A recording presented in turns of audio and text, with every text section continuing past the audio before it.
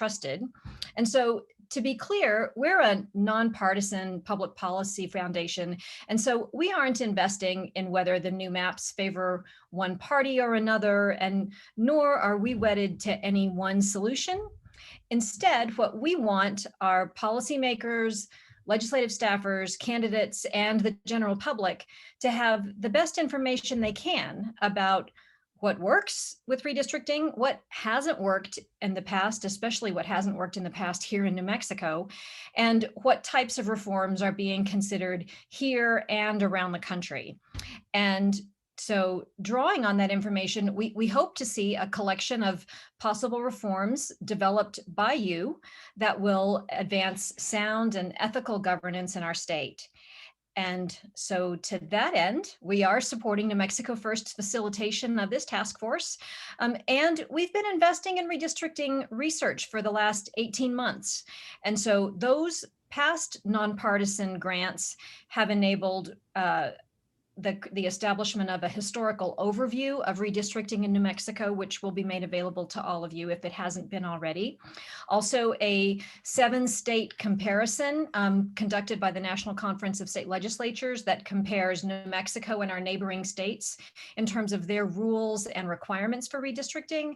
And that document also has an overview of what's legally required with redistricting versus what's optional. And then we also have commissioned an in-depth educational survey of likely voters on what their viewpoints are regarding redistricting. So those are a handful of the things that we've got, and those resources are going to be among the wide array of other reports that Lily and her team have put together that you all will deploy in the coming weeks. And so by the end of this process, we're excited to see a platform of recommendations from you, including proposed new rules for conducting the redistricting process. And that's the extent of our expectation. We're interested to see what ideas you all come up with. And so to that end, we're just tremendously grateful for your time and your obvious commitment to a healthy democracy. And Lily, unless there's anything else that you had hoped I would cover, I'll turn it back to you, ma'am.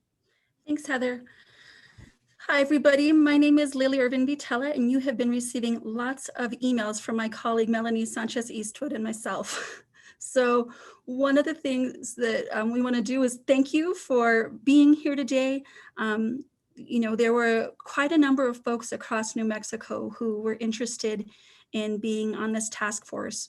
Over 140 people were nominated or self-nominated, saying, yes, this is something that's important and we want to be a part of the problem solving and the thought partnership around. And we were really lucky to have Heather, as well as folks from the League of Women Voters and folks from Common Cause and folks from our own nonpartisan board of directors to look through all of those applications and really think carefully together about how we could have good political representation, good geographic representation, good cultural, racial, and ethnic representation, good gender representation, and to the extent possible, based on who tossed their hat in the ring, good age representation as well, right? We want folks who have a variety of experiences. We're also looking for folks who have sound political knowledge and wisdom, folks who have legal perspective, researchers and teachers about political science, as well as folks in community who bring a lot of wisdom about what it takes to weave together a healthy democracy. And so in all of that process, we ended up with you good folks. So thank you again for being here. So there are a few housekeeping things that I want to make sure that we're all on the same page about. And then we'll spend some more time with some guest speakers who are queued up for today's orientation. And we'll have some time for discussion. We'll do some reminders about homework and then public comments. So for folks who thought you were finally done with homework, no such luck. I want to give a big shout out to the League of Women Voters and to Fair Districts New Mexico. Many of you are aware that they've been working diligently with a broad cross-section of stakeholders to see if there's something we might do legislatively around redistricting. And they've continued to work in a broad cross-partisan way to get folks to the table. And so we understand that our work is in the context of many other folks who are doing really good work. So if we can shift to the next slide, Melanie. So here are some suggested agreements that we want to see if folks can live by. And so what I'd like you to do is get really comfortable with your reactions button, or actually, we're going to use your participants button. If you look in the participants section, it'll give you the option to actually, it doesn't give you that option. So forget that. You're going to use the reactions button instead. So if this is something, if I list an agreement that you can live with, go ahead and give me a thumbs up or a high five or even a celebratory cone of confetti coming out, just to say, yes, this is a way of working together that I can support. And if there's anything that you want a clarification around, go ahead and unmute and let's make sure that we're on the same page moving forward together. So we're going to work really hard to practice what we preach and model what we think is best in a healthy democracy. And so transparency, Melanie, going back to the previous slide. So transparency is one of the key things that we're asking folks to abide by. So what that means on our end is that task force meetings, the schedule, the agenda, the notes, and login information will be posted, and that we'll always have a public comments gallery for folks towards the end of the meeting. We'll be able to spend some time weighing in. If for whatever reason we don't have anybody who has been listening in on the meeting and thinking and wanting to share, then we'll end a little bit earlier. And any of the questions, there may be some questions that are easily addressable, or we can let folks know when we're going to be talking about that topic. But we'll be keeping a running list of frequently asked questions or comments, and those will be posted. And all of the information about this task force is going to be on our website. And so the link is there. Again, this in some ways goes without saying, and yet it never hurts to remind ourselves what our shared values are, that we're going to work really hard to maintain respect, that participants will share the time and stay focused on issues, that we'll keep side conversations in the chat limited to technical support questions. So that way, when someone's speaking, we don't have a whole other level of conversation going on where we're not really giving space to the person who has the floor.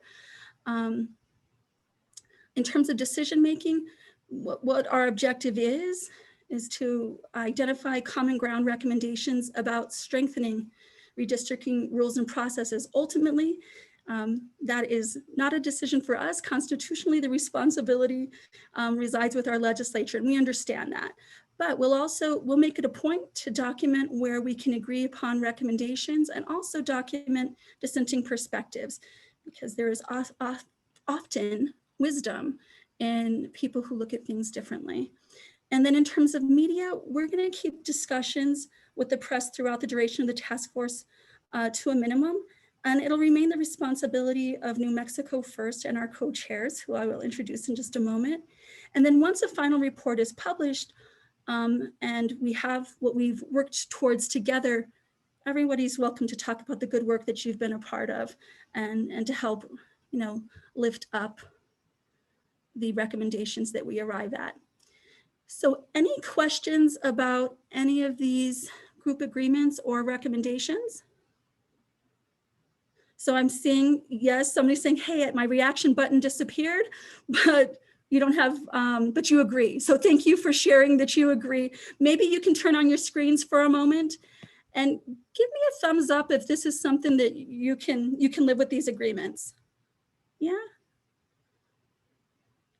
Is there anything that anybody has a question about or wants a clarification on, so we can be on the same page? All right. Great. So with that, I want to just give folks, again, a quick reminder. So we're going to be covering a lot of ground from October 5th through December.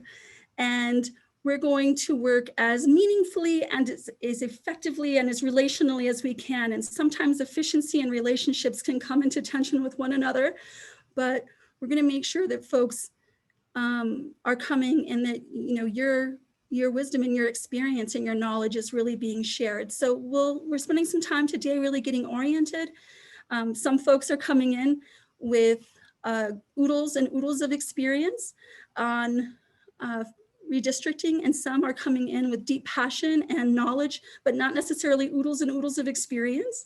We're going to spend some time next time we get together later in October on redistricting guidelines, and we've got a couple of guest speakers. We'll be spending some time on public mapping, talking about public engagement and transparency, legislative options, and then we're going to get into discussing ideas and recommendations, and then by early December, deciding on those recommendations.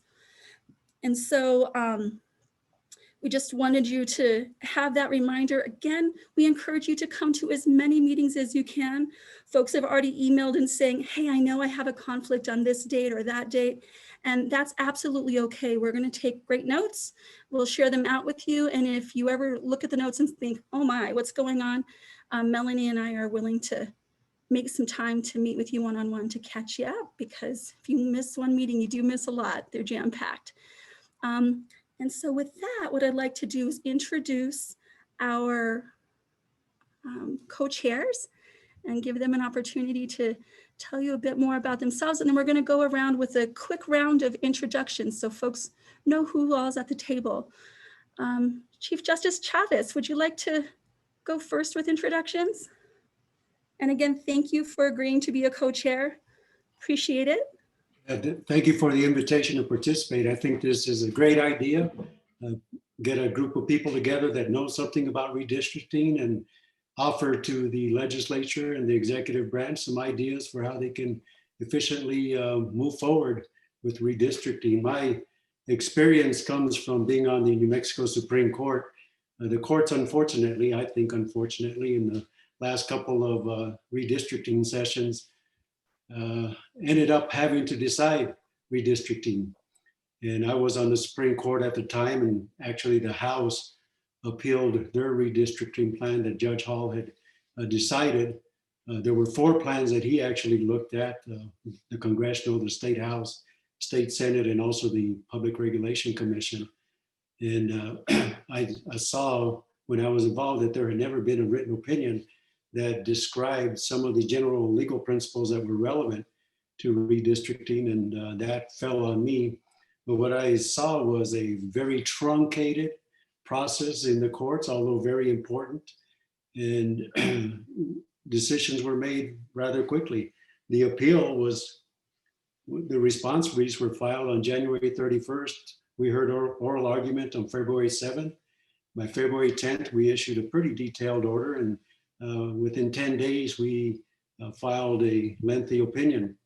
You can find all that on the legislative website, which I think is important because it lays out the court's opinion, lays out the dissent, and also Judge Hall's decision on remand so that you can see the adjustments that were made as a result of the Supreme Court opinion, focusing primarily on competitiveness of the districts, which I think proved to be true, given that we've had changes in the House, Republicans at one time controlling, Democrats controlling.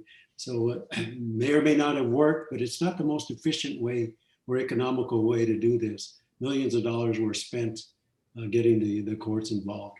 But that's my experience with redistricting, and I look forward to working with all of you. Thank you, Justice Chavez. Judge Kennedy, you graciously agreed to be the other co-chair. Would you be willing to introduce yourself to folks and tell them a bit about yourself? Sure. I'm Rod Kennedy. I'm a former judge and chief judge, most recently of the New Mexico Court of Appeals. I've been retired for about 4 years. I was the first judge on the Court of Appeals ever to be on the court twice.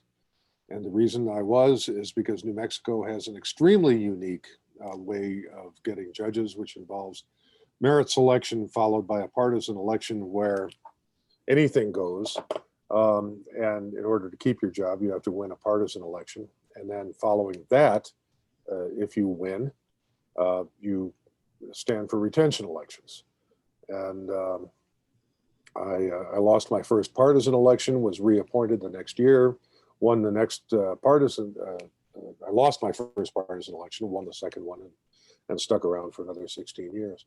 Don't have the political districting experience that Ed does, but have been part of New Mexico politics. Ran 2 statewide races and a whole bunch of retention races.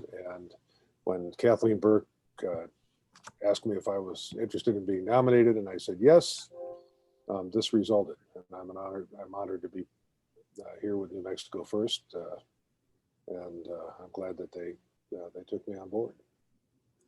Welcome and thank you. I'm going to go in no particular order other than the order of the tiles that are by me so I don't inadvertently skip someone. Yay, Zoom. And so I'm going to go to Maureen's next. Maureen? Hi, my name is Maureen Scourin. I work at UNM at Geospatial and Population Studies. I have a long interest in redistricting. I have a paper that I wrote about methods to evaluate redistricting plans, and that's pending publication in a book with some other things coming out hopefully soon. Thanks, Marie. It sounds like a really interesting paper or article. Senator Ortiz-Pino, would you like to go next? Yes, I'm Jerry Ortiz-Pino. I've been in the state Senate since 2005. I did serve on the redistricting committee along with 50% of the legislature last time around. I found it a very disheartening experience, to be honest. We held many days of hearings around the state and then promptly set all of those aside and made our own decisions based largely on incumbent protection. And so I've been hoping that we could find a better way of doing it. Seems to me the last 3 times we've redistricted, it's led to enormous legal costs, and ultimately the courts have had to decide. So we've got to find a better way, I'm convinced. And if we can reduce the litigation and the expense, that would be to the good.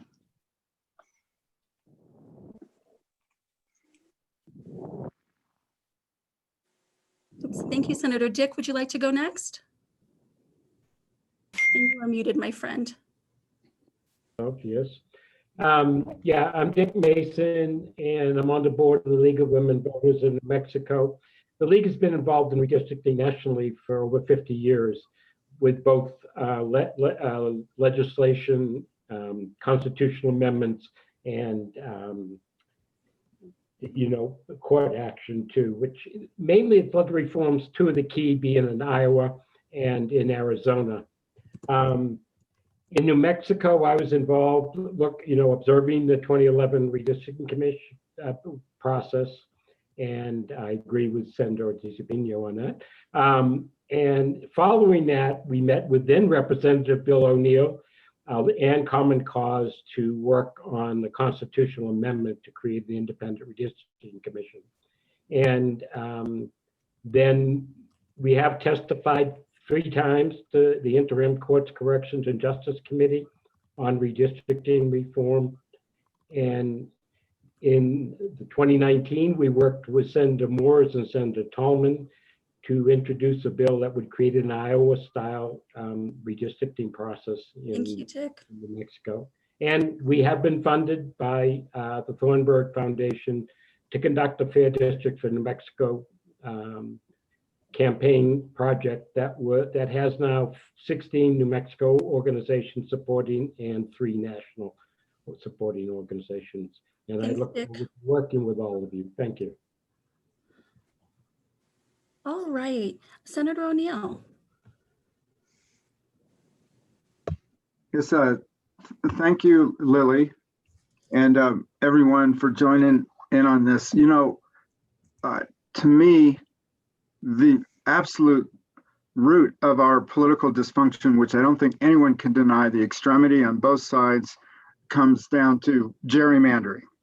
It's so obvious to me, and it's obvious to most of my constituents.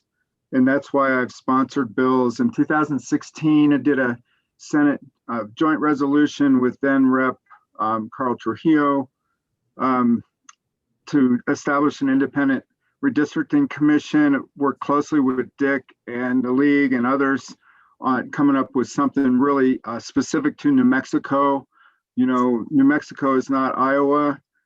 It's not Arizona, it's New Mexico. And yet those two states do offer very good examples of what can be done. I would point out that in most states that have passed independent redistricting commissions, they're almost always, if not always, referendum states where the populace has demanded that the legislature act. So given all that, I just, really looking forward to this commission, this ongoing stuff. I've got to leave, unfortunately, but I give my proxy to my Republican friend, Mark Morris, for today. Okay, just for today. Okay, so anyway, thank you so much. Thanks, Senator. Representative Townsend, and if you want to introduce yourself to folks and kind of briefly why you decided to serve in this way. Oops, if you can unmute. Sorry about that. I was at one time. Good morning, good afternoon, Lily. Thank you for doing this. I am Jim Johnson. I serve as a minority leader in the House. Also serve District 54 in Southeast New Mexico. I think, real clear, transparent redistricting should be our goal. And for all of us that are on here with that in mind, I'm sure we're going to have a lot of fun. Excellent. Well, welcome. Thank you so much for being here. Mr. Gorman, would you like to go next?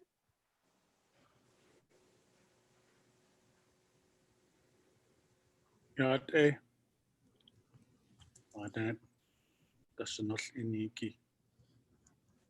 just said hello to those that are looking at me. I've been involved in redistricting 10 years ago, 2011, in Arizona, New Mexico, and Utah. I haven't gone to Iowa and testified in the 12-party arena in 2011 in the state of New Mexico, and Navajo Nation prevail in all 4 redistricting plans. Thank you. Thank you. Appreciate your experience and your participation. Mr. Garrity. Thank you very much. My name is Tom Garrity. I'm just completed a term with New Mexico First, serving on its board of directors, and I'm interested in being a part of this from a variety of different angles, including a lot of research that we've done throughout the state, and my desire to make sure that everybody has a part of the conversation. So thank you. Thank you.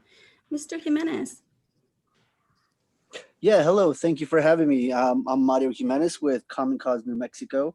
I'm the campaigns director. Prior to coming on to Common Cause, I had some experience in redistricting while I was in the county clerk's office. I served at the capacity in the county clerk's office for 10 years. And during that time, I was also the chief deputy county clerk, where we conducted our redistricting here down in Doña Ana County, where we went to various communities and presented, and ultimately moved forward with the redistricting of our area. And again, I'm looking forward to move forward with this at state level. I'm very happy to see lots of senators and organizers that I've had the opportunity of working with in the past. And again, I'm looking forward to the work that we're going to be doing. Thank you for having me. Thank you for being here. And Ms. Lopez, welcome. Thank you. Good afternoon. My name is Carmen Lopez. I'm the Senior Democracy Director with the State Innovation Exchange. We serve state legislators in all 50 states. We have roughly 300 state legislators that we work closely with, and we support legislators to champion democracy reform and to gain greater skills in governance and interacting with their constituents. We lift up democracy champions and promote best practices in a cross-state way. Redistricting has unsurprisingly emerged as a top issue for state legislators across the country. And I live in Santa Fe, but I do work all over the country. So hello to all of you who I have worked with previously, and thank you for having me on this task force. Thanks for being on. And Mr. Luaces, I might be saying your name wrong, and for that I apologize, but I'm a quick learner. Katen is totally fine. I'm 21. I'm Katen Luaces. I'm a university student. I recently had the opportunity to do some research on redistricting with another group of students I work with called Quarks. And we've really been interested in the process, and I'm really excited to get to learn more about it from all of you. We appreciate your leadership and what we can learn from you and your fresh eyes. So welcome. Senator Morse? Hi, thank you so much. And I would love for the next New Mexico First project to work on Judge Kennedy's idea of nonpartisan elections for judges. It is folly, so let's get on that one too. But yeah, I've been the sponsor for the last couple terms of the 6-day sessions of the redistricting bill. And it's reform that actually must happen. And you can see that you have with the senators you have here, Senator O'Neill, Senator Ortiz-Pino, and myself, we kind of have the spectrum of political ideology, and we all want reform, and we're all really good friends on top of that. And we work well together, and I think we need to have that kind of reform, because in New Mexico, we have a situation where legislators pick their constituents as opposed to constituents picking their legislators. And that's the kind of reform we need in New Mexico. Thank you, Senator. Representative Figueroa, welcome. Thank you, Lily. Thank you for organizing this. Good afternoon. I am Natalie Figueroa. I represent New Mexico House District 30. It's in the Northeast Heights, Albuquerque. I was elected for the first time in 2018. I look at redistricting as essential to restoring some public faith in our democracy and our process. A clear redistricting process is essential for New Mexico. For that broad philosophical reason, and also for the very pragmatic reason that we have to save the litigation costs. We don't have the money to waste. Thank you. Thank you, Representative. Director Ferris, welcome. Hi, thanks, Lily. Good afternoon, everyone. My name is Jeremy Ferris. I'm the director of the State Ethics Commission. Just to begin with the disclaimer, my views on redistricting don't represent that of the commission or any particular commissioner. In fact, my participation here relates more to the work I did in private practice before state government, where I represented the national organization Common Cause as amicus before the Supreme Court in the cases Evanwall v. Abbott, which concerned the apportionment of Texas Senate districts, and Shapiro v. McManus, which was the first of 3 Supreme Court cases about a Maryland congressional partisan gerrymander. And I was also involved in the case Rucho versus Common Cause at the 3-judge district court level. And that was the case which held that the federal courts no longer have jurisdiction for partisan gerrymander claims because they're non-justiciable political questions. So now it entirely falls upon the state and the successors to Justice Chavez. Thank you so much for being on. We're going to go to Atza Chavez next. Welcome. Welcome. Thank you. It's good to be on the call with everyone today. My name is Atza Chavez. I'm the executive director of NAVA Education Project and of NM Native Vote. And we are heavily engaged in the fight for census right now, the count, as well as getting everyone registered prior to the general election. So we're here as a nonprofit organization to help lift up the voices and the needs of the Native Americans across the state. We work with APCG as well as a number of the Pueblos directly, as well as the Navajo Nation and the Apache Nations here in the state of New Mexico. So thank you for all you're doing, and thank you for being on. Anita Hand, welcome, Anita. Hello, my name's Anita Hand. I'm a Catron County Commissioner. I'm from Dattle. I was nominated by our county manager to be on this committee, hoping that I can represent. We're not rural, we're pretty much frontier. We only have about 3,000 people in our county, so we want to make sure that rural New Mexico, or frontier in our case, is counted correctly in the redistricting. And I'm new to this. I've never been on a committee like this before.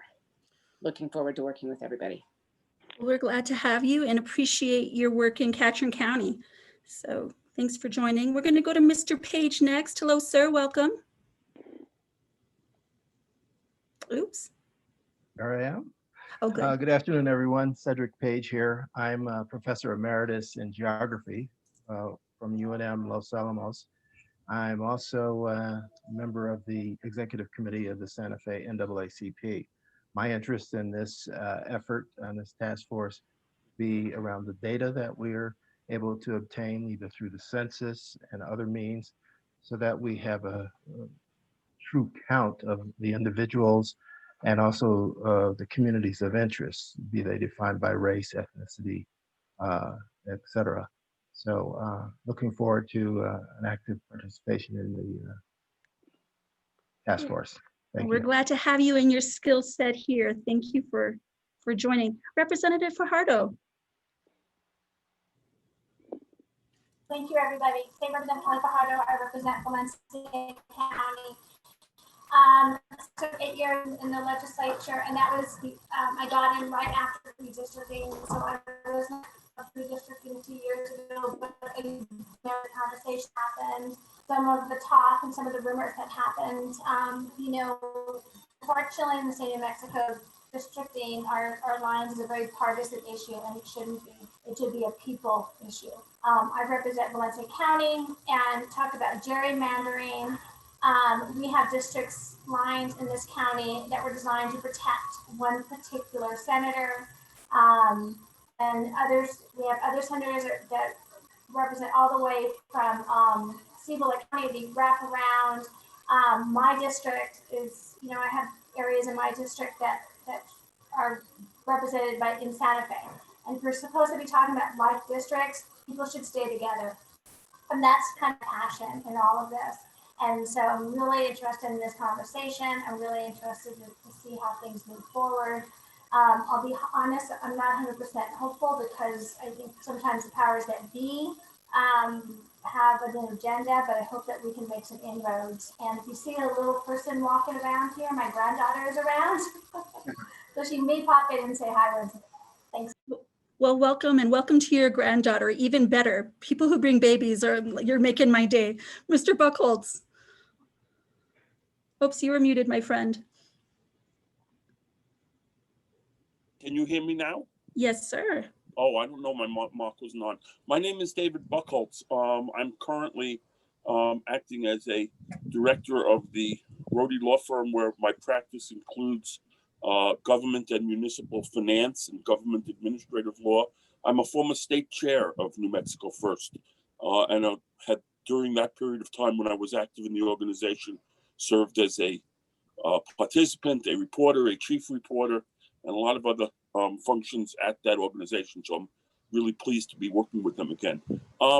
In the course of my practice over many years, I have been a lawyer for both Republican and Democratic governors, Republican and Democratic mayors, and appointed to boards and commissions by Republican and Democratic governors. My practice, while it is not a litigation practice, does cause me to be alert to any number of state constitutional questions, and in particular, election questions as they may relate to the issuance of indebtedness by local governments.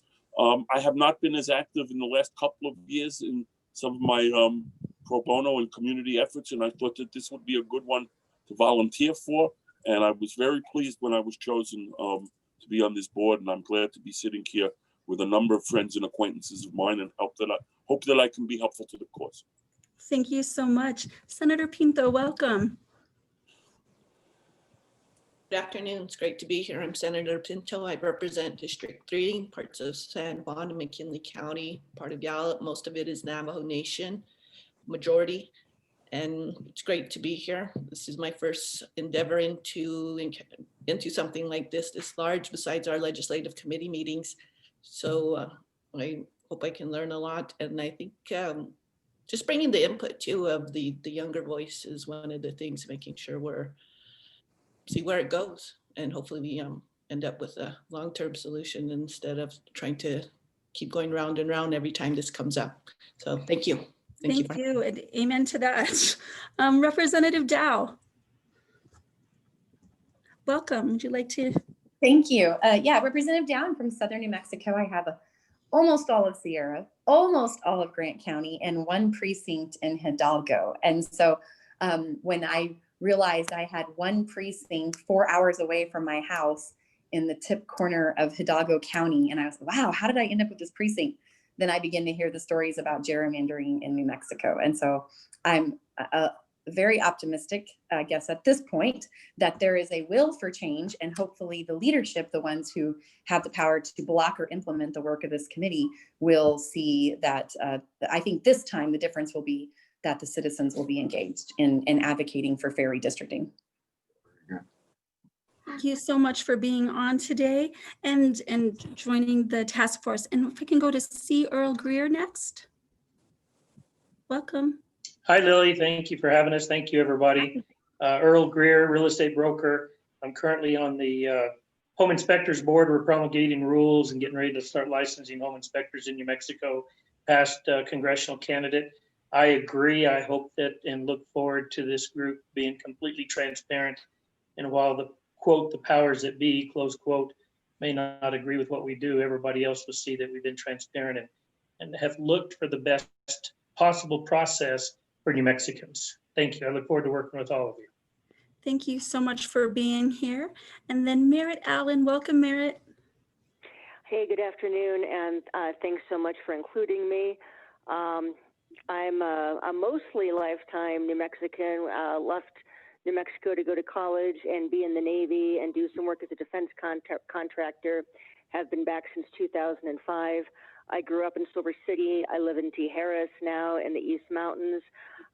So my interest is the rural districts, which tend to be really, really large and really, really unwieldy and gerrymandered, and sometimes really hard just for their representatives to get around to.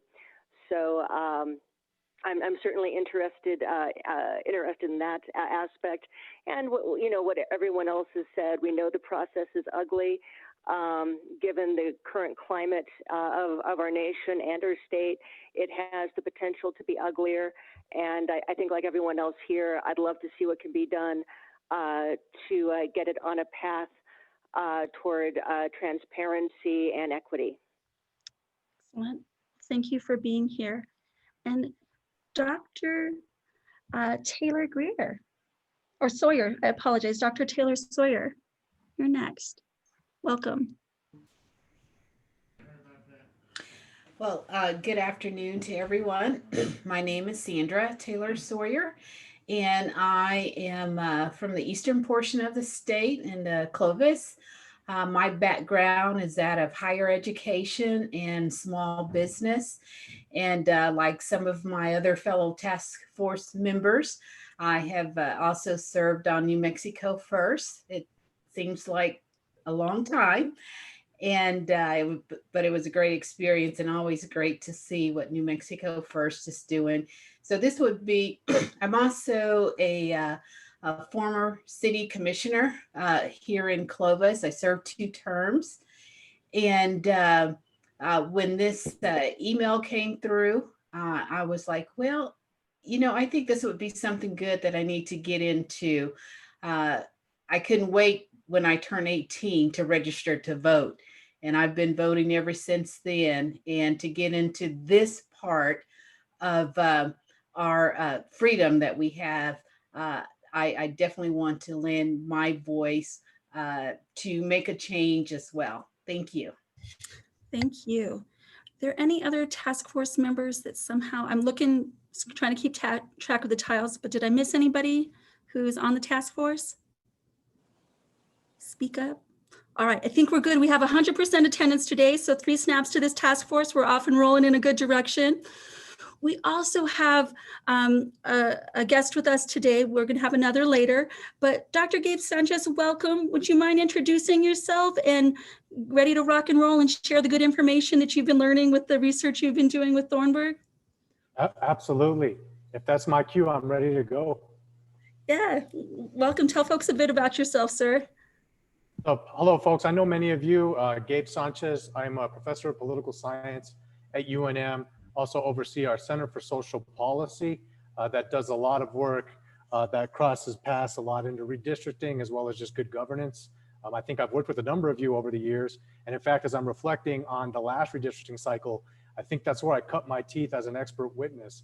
So although it was great experience for a young buck at that time, obviously, like other folks have noted, the fact that that had to go to the courts was just indicative of the challenges that we see here in New Mexico, and hopefully a little bit of energy towards trying to make some reforms in that area.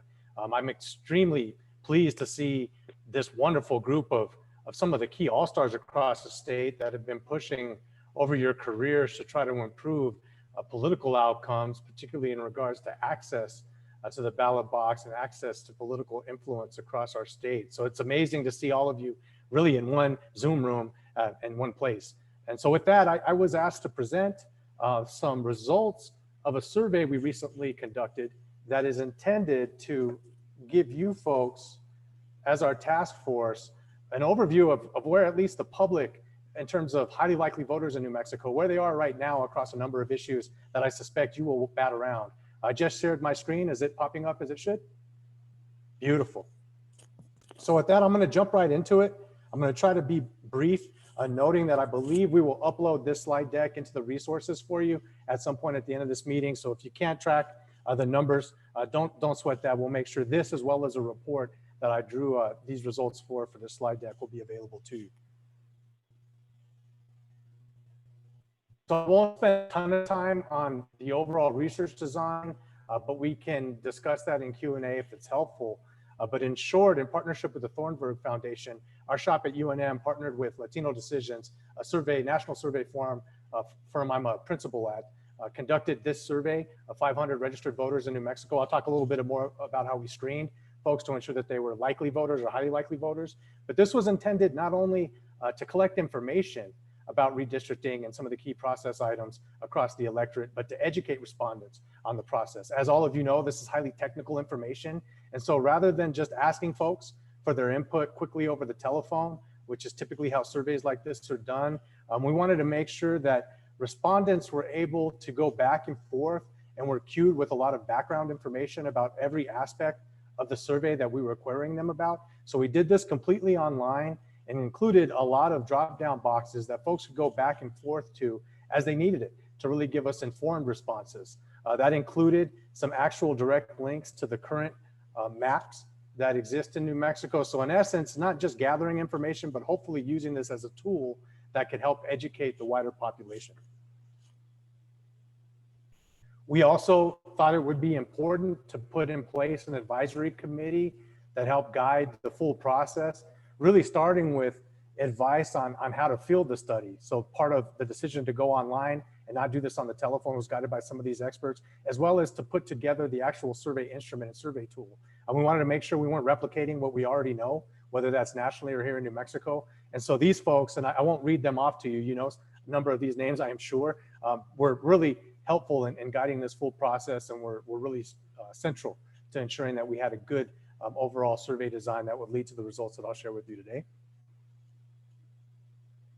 We started with a database of registered voters here in New Mexico, but also screened on their past voting behavior. We wanted to make sure we had a good representative sample of New Mexicans, particularly those that would be the most informed and most likely to participate in conversations about redistricting here in New Mexico. You see the field dates were August 4th to September 1st. Again, all done online, which we felt was the best tool for this particular program. For those of you who question digital divide or how accessible surveys are these days, we almost do at least half of all our surveys in New Mexico online.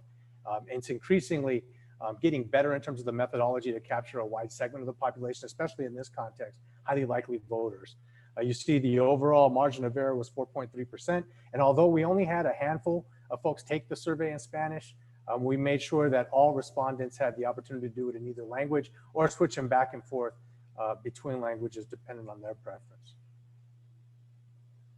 We weighted the data at the end of the day to match the demographics of New Mexico's registered voter population to ensure it was representative.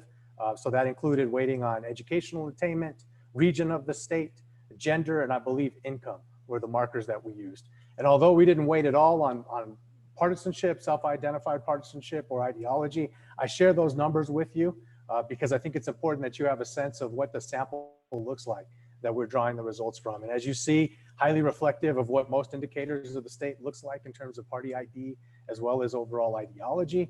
And so although we didn't weigh extensively on those items, we were really happy with the end result, which ensures that the data is reflective of what likely voters in New Mexico look like. So with that, I'm going to jump right into it. Probably be about a 15-minute presentation before I pause. As you'll see, I'll organize the results across key themes. And one of the biggest issues, obviously, in the context of redistricting is that balance between political competitiveness versus ensuring safe districts, right? And some of you in your introductions alluded that this is part of the challenge when we think about redistricting in New Mexico or anywhere else across the United States. So I will share a number of results with you that again are drawn from a more full report. And as you'll see, we tried to get at these issues by asking a couple of different questions across each theme. In this one, we asked respondents directly to indicate which of the following best reflects their views on how political party makeup of future districts should look. And you see that the overall modal category at 47% of respondents lean towards making districts politically competitive. So Democrats, Republicans, or Independents all have a chance at winning and no single party has an advantage. I'll share with you in a moment how those of you that took our survey compared to the overall state sample. You see 14% lean toward protecting districts, right? Creating those safe districts, if you will. And 26% avoid considering a political affiliation at all, right? Instead, drawing district lines based on other federal criteria, demographics, or ensuring that there's communities of interest. So essentially just tossing out partisanship altogether. And you'll note that we offered all respondents an opportunity to essentially voice that they don't have a strong formulated opinion. And remember, folks could come back to this survey if they wanted to reread, so that no opinion is real. Those 13% of individuals really did not have a centralized opinion on this issue, even after being informed.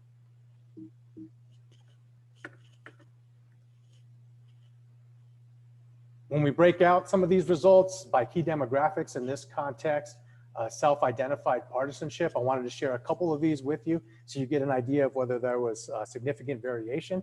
Although you see a slight difference between Democrats and Republicans in terms of keeping districts politically competitive, you see about 11% gap for Republicans there. The real action or real significant source of variation is that independents or other party folks much more likely to indicate that they avoid considering political affiliation at all. Instead, district lines should be based on federal criteria, demographics, etc. So those folks, right, that aren't tied to either of the two dominant parties obviously have a much more distinct opinion on this issue than folks that are from the key dominant Democratic or Republican Party. I thought those of you particularly that participated in our survey, thank you. Those of you that were able to do that might want to see how you stack up as an advisory committee or task force relative to the state sample. So you see you folks in terms of the committee data are in the italicized brackets here. And you see that really where the significant difference is you folks strongly advantage avoiding considering political affiliation at all. Again, instead drawing on district lines based on federal criteria, demographics, and communities of interest, right? So you see percentages moving from other categories really to that one is where you really see the sharp divergence between you folks that participated on this task force versus the overall population. We asked a slightly different version of the same question, again, getting at this contrast between objective criteria versus keeping things similar or really, promoting incumbents. And you see when we ask the question a little bit differently, we see that 57% of the full state sample lean towards objective criteria to draw new maps, even if that means some existing lawmakers might lose their seats or face greater competition. Those of you that track this, nerds like myself, that study this extensively know that one of the key outcomes associated with increased competition is greater civic engagement. A long story short, the literature is very clear on this. When you have greater competition, more folks are engaged in voting and other forms of civic engagement. So it looks like the population is very receptive. You see 30% lean toward keeping things as similar to existing maps as possible, protecting existing districts. So again, you see we're trying to make that contrast, try to give you folks an idea of where the public lands on this issue. And across each theme, after we asked these more pointed questions, we offered an open-ended opportunity for survey respondents just to provide any comments, suggestions that they might have in their own words. I won't read these quotes to you, but you get an idea of where the sample was in terms of their open-ended responses. These I'm pulling out were reflective of what we heard from the larger survey sample that chose to use that opportunity to give us their thoughts. You see that there's consistently, I'll pop these in, didn't really matter what we asked folks in the open-ended, you always saw a number of folks basically say, I think there should be an independent commission, right? Whether we asked them about competitiveness or we asked them later about transparency, there was always a number of folks who said, look, I want to make it clear that I think these decisions should be made by an independent third party, and you see that reflected in the comments here. Although my attempt to kind of contrast these bar charts didn't work out as well as I would like, you see that the significant difference between you folks that took the survey and the overall state electorate is much, much greater support among advisory committee applicants towards objective criteria to draw new maps, even if that means some existing lawmakers might lose their seats or face competition. You see 88% there versus the 57% for the overall state sample. So that's again where you see a significant divergence between those of you who were asked to think about this opportunity and the overall state sample. The area where we saw probably the greatest concern of not having enough information or a little bit of confusion and not ability to really provide a really strong overall opinion was in the Dr. question Sanchez, of, yes.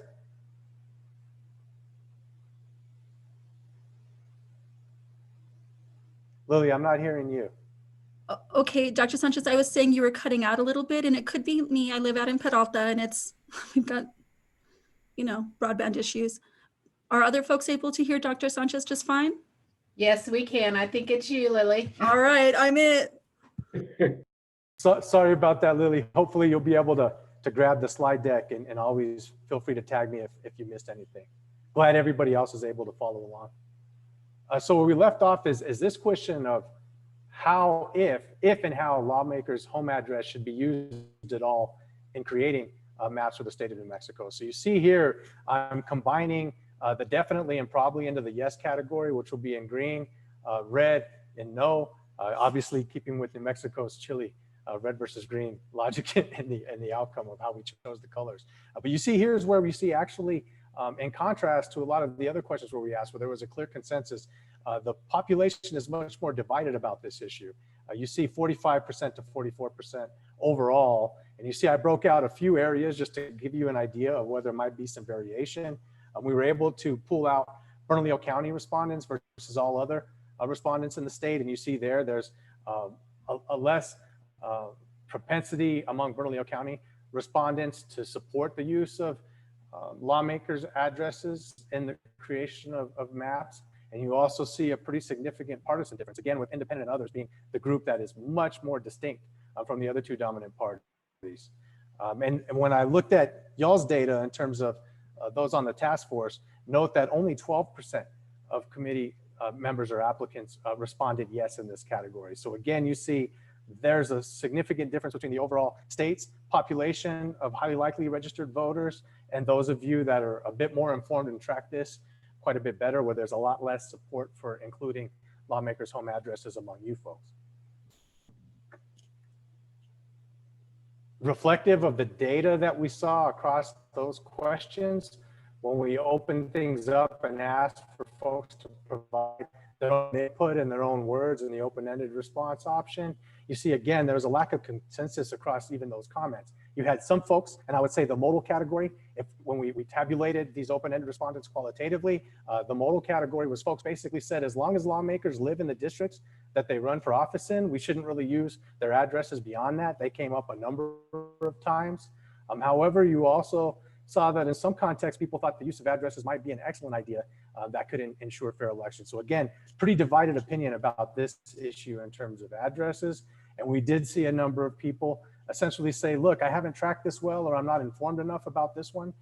It feels complex to me. So again, you see, this is the area where if we're thinking about providing greater education to the public, this might be an area that we provide some focus. In contrast, we saw a lot of consensus around the view of the state's electorate on how the public should be involved in the redistricting process. And you see that when we ask folks, how important is it, for example, that all redistricting meetings be held in public and open to the public to be able to see all aspects of those discussions. You see overall 89% of the state's population feels this is important, 57% very important. So this was an area where it was obvious, right? Folks want to see these things held in public and be able to have a full transparency in the process. Very similar to the overall public. Those of you that participated in the survey have also very strong opinions that this should be held very transparently. If anything, even more so. You see 81% of you folks noted that it's very important that all redistricting meetings be held in public. So as a pollster, I'll tell you, whenever you see numbers like this, where there's almost no variation based on region, based on partisanship, ideology, any of those other potential factors, this is clear that the public has a mandate essentially for those of us that are interested in pushing lawmakers in this area to ensure that there's clear transparency in the process. We followed up on that to try to get a little bit more specific information for you folks on the task force to try to push forward. So we provided a number of different opportunities or interventions, if you want to think about it that way, that states are putting in play to try to encourage greater transparency and greater engagement of the wider population in the redistricting process. So you see a number of these that we put up here for you. The light green is the percentage of the respondents who indicated they felt this intervention was a great idea. You see okay idea next to that, and also that it's a bad idea or they're not interested in seeing that happen here in New Mexico. You see that 54% of the sample indicated that they felt public hearings to accept comments on expert created and community submitted maps was a great idea. 56% thought it was a great idea to allow the public comments online to expert created and publicly submitted maps. So whether it's done in person or whether it's done virtually, obviously a lot will depend on where we are with COVID in that regard. The public clearly thinks it's a great idea that we provide opportunities for the public to be able to provide comments. You also see webinars on redistricting that really helps educate the public on how things work and how they can get involved. Is also viewed very positively across the sample. And I won't read all of these to you, but we tried to provide a number of different opportunities for folks to weigh in on different aspects of this process, including having students be involved in this process by creating maps and potentially having a contest to engage the younger segment of our population in the process. And you see that was viewed positively, maybe not so much in terms of great ideas, some of the other options, but still had high levels of support. And you also see high level of support for ensuring sovereign nations are invited to give input. And this was key in how we frame this, that their input would actually receive strong consideration so that it wouldn't just be quote unquote window dressing. To contrast what we saw from you folks that participated in the survey with the wider population, again, I won't read all of these to you, but I want to highlight a couple where you see significant convergence. The committee members or task force members are highlighted in red. The blue color is the electorate. The area where you really see some sharp divergences, you folks, much greater support. This is all tabulating just the percent great idea. So 77% of those of you who could participate in the survey indicated you thought it was a great idea to ensure sovereign nations are invited to give input. So that's an area where you see some pretty sharp divergence from the overall state population, as well as holding webinars on redistricting. 77% of you thought that would be a great idea. So again, you get an opportunity to see how you stack up relative to the overall state's population. And in many cases, I think there's really strong consensus across both groups of people for a lot of these opportunities or ideas, but you do see some divergence in a couple of areas. Comments were very straightforward on this one. Essentially, almost everybody who provided an open-ended comment indicated that they thought transparency would be paramount, right? That they basically felt that the only way to ensure public trust in this process was to make sure that it was 100% transparent. Right? So again, I won't read all of these to you, but in essence, the take-home message from the open-ended comments were, if these maps are created behind closed doors, everybody's going to believe that gerrymandering is happening. Right? And I heard from many of you in your introductory statements that gerrymandering, in essence, is something that we really have to make sure is tackled. And in this context, it's also a matter of perception, making sure that the voting population here in New Mexico really believes that transparency is paramount in this process. Almost finished up here. One of the other themes was really trying to get a sense of where the public is and their attitudes toward future reforms to New Mexico's redistricting process. So in addition to just getting their general views about transparency, et cetera, we also wanted to know, is there a sense of urgency behind reforms across the population? This is another area where there was pretty strong consensus. You see, when we asked how important is it for New Mexicans to consider new laws, such as an independent redistricting commission, and I'll note that we provided in the queue for this question a couple of paragraphs that gave folks an idea of what other states are considering, just so they had some backdrop as they approach this section of the survey. And you see here that 93% of the state's population feels that it is important that the state consider new laws. And really, essentially, right, this is getting at, do we think we need reform in the state of New Mexico? 43% indicating somewhat important, and 50% indicating this is very important, right? So at the end of the day, right, there is a sense of urgency across the population to see these reforms happen here in the state.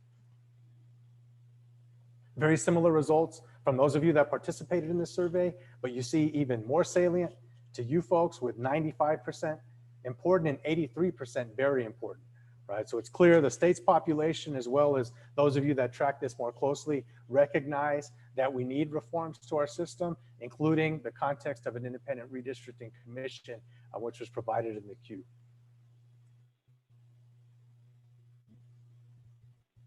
When we ask for open-ended comments on anything that folks, would like us to make sure that was included in the report, I actually hear this an awful lot, this quote, so I bolded it. And in fact, I think we closed out the report with this quote.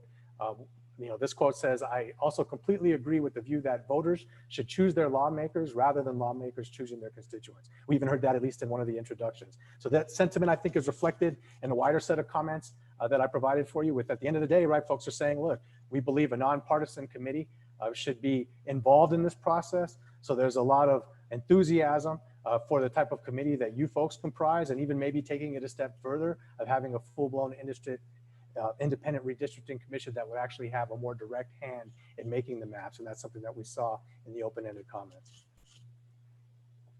Dr. Sanchez, thank you so much. Really appreciate the methodology, as well as just the deep dive into how folks are looking at it and how our task force is looking at it compared to the general electorate or the most likely voters in the electorate. We have time for a couple of questions. And if folks have more questions, we can also take those and follow up with Dr. Sanchez. So, anybody?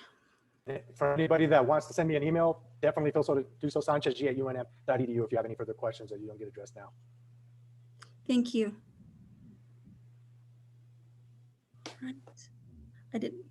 A question from me, Leonard Gorman. Can you hear me? Yes, Mr. Yeah. Gorman. Okay. On the issue of in-person participation versus the concerns relating to COVID, is there any factors that seem to drive the results of this survey as to concerns by the public that really relates to public health, and then versus non-public health concerns? Yeah, that's a great question, especially given the context of where we are and where we will be as you folks start to engage in your work. My interpretation of the findings were that, especially when we looked at the open-ended comments, a lot of respondents indicated that they would prefer to have, whether they were open forums, especially as maps were presented, in person, because they felt the complexity of this might make it easier for folks to be able to actually engage more directly in an in-person format. But folks are cognizant of the context in which we operate. And I will say, although it wasn't a central focus of this survey, I've done a number of different surveys related to the public's attitudes around protocols around COVID. And at the end of the day, New Mexico's population wants to ensure public safety first and foremost. So I think if we had to do this virtually, fortunately, right, we're getting more and more savvy with the mechanism of using technology to engage the public in forums like this. I think you folks might want to bat around, how would that look, right? Would they be a smaller number of these type of formats where folks could comment on maps or give their opinion, or if they're webinars to educate the population, so that there might not be, an open forum of 200 or 250 people, which might be difficult to have that direct engagement, but a number of smaller meetings or convenings might be one thing to consider. But I think the overall take-home message is, whether it's done virtually or in person, clearly the respondents to the survey said we want an opportunity to learn more about this process and have much more direct involvement in actually viewing and commenting on the maps that far along into the process. Thank you, Dr. Sanchez, and thanks for the question, Mr. Gorman. We have 2 more hands raised. Maureen, would you like to ask your question? I was wondering if you asked about the respondents' race or ethnicity, and if you found any remarkable differences by race, ethnicity, or by other demographic factors. Yes, we did. We tracked gender, race, ethnicity, region of the state, a number of other demographic factors as well. And in most cases, there wasn't sharp differences based on race, with the one notable example that Native American respondents were almost uniform in their view that tribal nations should be directly included in the process, and essentially their input should make sure that it actually has traction. So that was the one that stood out. For the most part, there wasn't sharp variation across a number of other demographic factors when we cut the data. Thank you. We have a question from Representative Townsend. Yes, Gabe, I was wondering if you would comment on what you believe the discrepancy or the difference is between how those that you polled viewed the importance versus the same population of voting record. I mean, when you look at the number of people that vote versus the number of people that you say showed great concern or great interest in this process, what do you believe the difference would be? Yeah, that's a great question. And I think it comes down to partly who we chose to interview, right? Which are not just registered voters, but registered voters who show propensity to vote. And obviously that segment of the population here in New Mexico, just like anywhere else in the country, are going to be more informed, particularly about the redistricting process than the average New Mexican, more engaged in the political process. So I would say the results of this survey should be thought of as the segment of the population who is most likely to attend an open forum to discuss redistricting is one way I would look at it than the general population.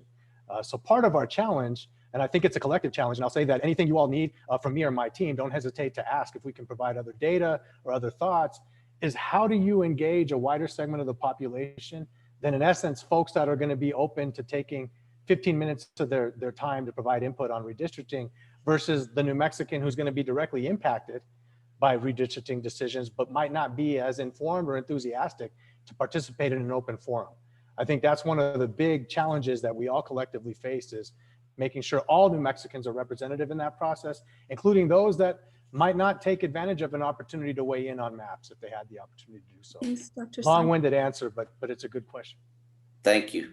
Thank you, Representative. Thank you, Dr. Sanchez. Mr. Page, you had your hand up, sir. The question that I had was answered earlier, so thank you. Perfect.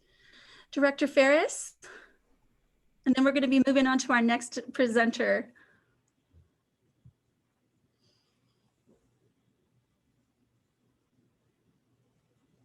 Oops, you were muted, Jeremy.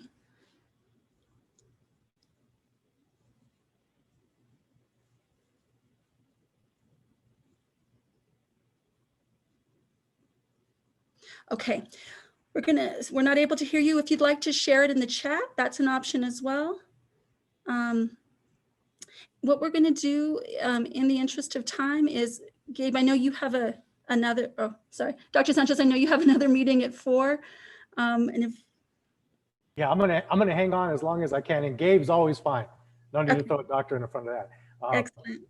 I have to unfortunately give another presentation on the U.S. Senate race at 4, but if I finish up early, I'm gonna come right back to this meeting to see if I could be helpful. And like I said, sanchezg@unm.edu. Any follow-up questions, especially after you get a chance to take a look at the slide deck or report, don't hesitate to email me if I could be of any help. Great, and we're going to be posting that on our website. We'll also be including it as a link in your attachments. So there are lots of ways to make sure that you're able to get your questions answered. So with that, it's my pleasure to introduce to you Dr. Dolan. Dr. Dolan, thank you for being here today. And I'm going to hand the floor to you to tell folks a little bit more about yourself and what you learned and what you want to share. Well, thank you very much. I have earned a doctorate just in the past 5 minutes, and I'm very excited about that. No, I'm not a doctor. I don't have a PhD. I do teach at UNM, which is why there's often this confusion. I am an instructor there. I'm term faculty. I've been teaching for 10 years. I'm still working on my master's. They took me because they thought I had enough experience. Because I've been a journalist about 20 years here in New Mexico, I see a lot of familiar faces here. This is a good crowd. I've interviewed many of you. And of course, Gabe is one of my best sources and was a great help on so many stories, including redistricting. So thank you so much for having me. I cannot tell you how happy I am, how honored I am to be among a group of people who think redistricting is as interesting and important as I do. So I am really happy. So I have been covering politics and sort of accountability issues for, the past decade or so. In 2012, I was hired by the Center for Public Integrity to research New Mexico's risk for corruption. And some of you might remember this. I did it in 2012 and 2015. It was part of a 50-state report that won some awards. And in 2012, we looked at redistricting and used some interviews and some qualitative measures. We actually did okay in that survey. And I want to start by saying, even though I seem to get paid to write negative stories about the way government works, it could be worse. Big picture here, it could be a lot worse. And so I think you'll hear a lot of people say very negative things, and you will hear people say it's not a big deal. And in a way, all of those things are true, right? There are some things that we do not do well. And there are some things that we do, all in the process of redistricting. So it's pretty complicated. I think the most important thing is that we do need to make some significant changes in order to increase public confidence. And I think the public's idea, and I'm sorry that I was just teaching a class and I wasn't here for Gabe's presentation, but definitely the public thinks this is worse in many ways than it is. They think that politicians are much more corrupt than they probably are, right? I find myself often in this really weird position of talking to people and I end up saying, oh, come on, you guys, they're like regular people. They're trying to do the right thing. I end up defending politicians kind of a lot because people think they are all just monsters, right?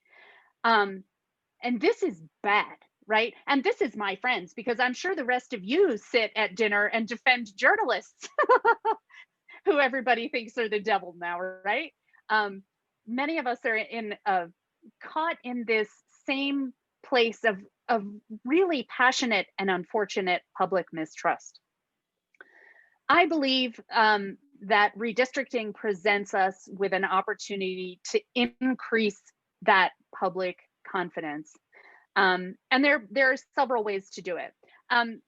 Do I have permission to share my screen? Maybe I do. Oh, you gave it to me, thank you. So this is my presentation. It is on New Mexico in depth. This was a study that I did, a report that was paid for by the Thornburg Foundation. It was commissioned by New Mexico in depth. So it lives on the New Mexico in depth website, and you can always find it there. There's a link on the homepage. I can't see my own dang screen. I've got to minimize, you guys. Okay. So I paid an artist to draw this howling coyote. Some of you will recognize Senate District 39. This isn't an example of a gerrymander where a candidate went in and drew just the districts that they wanted. This howling coyote is a bit more of a Frankenstein that is just sort of pieces sort of lumped together because it was kind of a lot of leftover chunks. And, you know, I did dozens and dozens of interviews for this report, and many, many people spoke to me about District 39 and how this is an example not of malfeasance as much as the dysfunction of the process. You know, Brian Sanderoff explained it to me. I'm sure you're going to talk to him. Have you already? Not yet, from research and polling? Okay, well, I'm sure you will. And he may tell you the same thing, but redistricting tends to happen, and some of you on this Zoom can feel free to jump in, Senator Ortiz-Pino or anybody else, and say, but it starts from the edges and moves in, right? And District 39 is kind of in the middle of the state. And so when you have the districts on the edge growing and shrinking, you know, on the eastern part of the state, they keep growing in order to get the same number of people. Well, they're squeezing into the middle, right? And then you end up with something like Senate District 39 that's, well, oh, Union County and Colfax County, and, you know, this whole big district in the northeastern corner of the state is going to be the size of Kansas sometime soon, right? Because there's like 1,000 people that live in it. Well, that necessarily squishes other things. So there's like this geometry problem that starts to carry excess importance in this process. And that's one of the things that I mean when I'm talking about it's a dysfunctional process. It's not just a giant pile of corruption as people may think it is, because they don't really know how it works.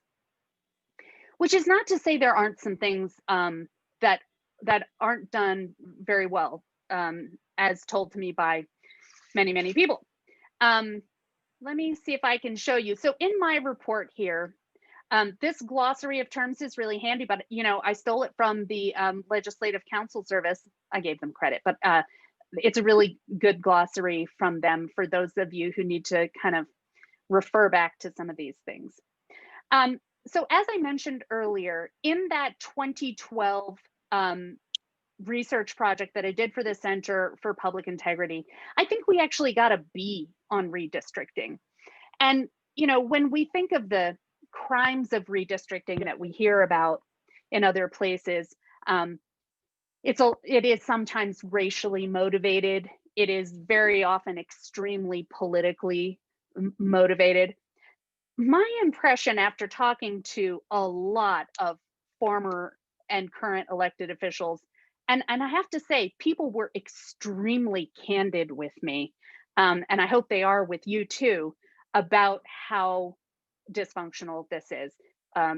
Republicans, Democrats, no difference between the two in their perception of how this does not represent the best interests of average New Mexicans.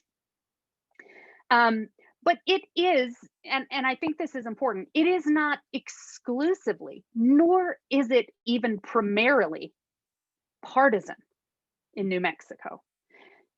Redistricting's dysfunction here is shown most obviously in what many, many people said to me verbatim was an incumbent protection program.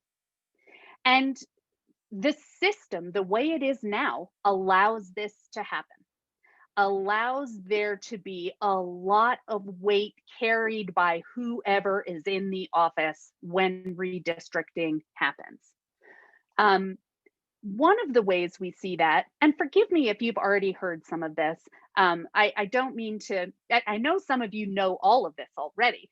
I see some major experts among these names, Dick Mason, not the least of them, right, from the League of Women Voters. But in allowing, through the rules that are created to guide redistricting, in allowing the legislature to consider where the incumbent lives. A lot of people said to me, how does this serve the public? How does this serve the voters if one of the reasons we can say we're making this district is because the incumbent lives there? Or we're not going to cut out this precinct because the incumbent lives there. Now, I can't remember who it was, and it may be quoted in my report. It's been a year now.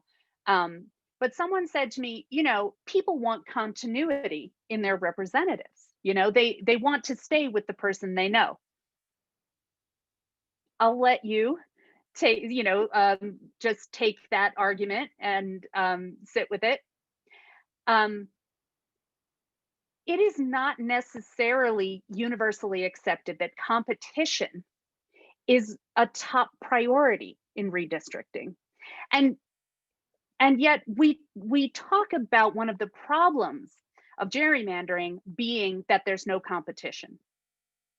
But you will see in some of these districts that this is a part of town, this is a part of the state where the vast majority of people are gonna vote for a Republican or they're gonna vote for a Democrat, and it's not gerrymandered. These people live in this place because they're kind of alike, right? They kind of share these characteristics. And you know, so they live in downtown Albuquerque, or they live in, you know, Roy. Well, people in Roy share a lot of values with people in Springer and in Mora, you know? So there's a lot of reasons why you might not ever get real competition, not bipartisan competition. Competition in primaries, sure, right? But bipartisan competition may mean that you're introducing, that you have to do something bad, that you have to make something real weird looking in order to create out of southeastern New Mexico some district where a Democrat's going to have a really good chance, right? So incumbency carries an outsized weight. Many people told me here. In other states, you know, disallow consideration of where the incumbent lives. And that's in the criteria. Have you guys already talked about the criteria that the legislature creates for this? Well, the criteria present a real opportunity for change in a smaller C kind of change, right? It's probably too late to do anything like a redistricting commission. You know, it's probably too late to make major changes in the structure of the way this is done. But the National Conference of State Legislatures made a presentation last year at the same time I did. Thornburg asked them to draft a kind of comparison of Western states. Or Heather, are you with us? Was it, I can't remember if it was Western states or just sort of a comparison of states who do things, you know, differently than we do. But where you find 7 other states are most of them Western, but not all of them. And the nice thing is NCSL is actually going to be a speaker for an upcoming one. So they're going to present that whole paper. They're up Great. next. Thank you, Heather. So, you know, NCSL illuminated this for me more than I had seen it before, that the criteria present a real opportunity here. So in looking at my report, in the executive summary, you see that, you know, when compared to other states, we are not among the worst, but we're not in the top ranks of the, you know, the best either. There's room for improvement. So that's good. So transparency is a major issue. And it is a complicated issue because in the report that I authored, New Mexico scored quite well for transparency and redistricting, and other people have looked at the transparency. And the questions are, you know, are there public meetings where people can look at the maps? Well, yes, but I'm sure that some of you on this call have been to these committee meetings that happen in the summer, and they are as well attended as other committee meetings that happen in between sessions, right? It's a small group of very interested people who come, but the average voter, regular people, have a really hard time connecting with this kind of information. I think there's an opportunity for technology here. New Mexico has done very well in recent years in putting this information online. The problem is it's really hard. Specialized people with the proper technology and software can grab that stuff and do cool things with it, but the average person can't. The average person has no point of entry for looking at the redistricting process and having a reasonable chance of figuring out what might change for them and what that means. And part of that's on me, and I'll take it. The media has to do a better job of explaining to people what the impact is on the ground level and how these changes may affect them. But more transparency that is directly targeted at making this user-friendly for the average voter, I think would be really helpful. As I have in my report here, critics say that the state's transparency efforts are well-intentioned but ineffective, right? There are several ways that incumbents are advantaged. And I hope that, again, I hope that people are as open with you as they were with me, but I had a lot of one-on-one conversations, and former state senators and representatives are always the best because they have nothing to lose, right? But they told me stories that meshed with each other perfectly throughout. I talked to people who've been participating for 4 decades, and the stories they told were all very much the same. You decide what you want and you fight it out with your peers. That's it. That's how it works. You say, oh, I see what the numbers are telling me. I've got my district has to shrink because there are so many more people living here in the middle of Albuquerque.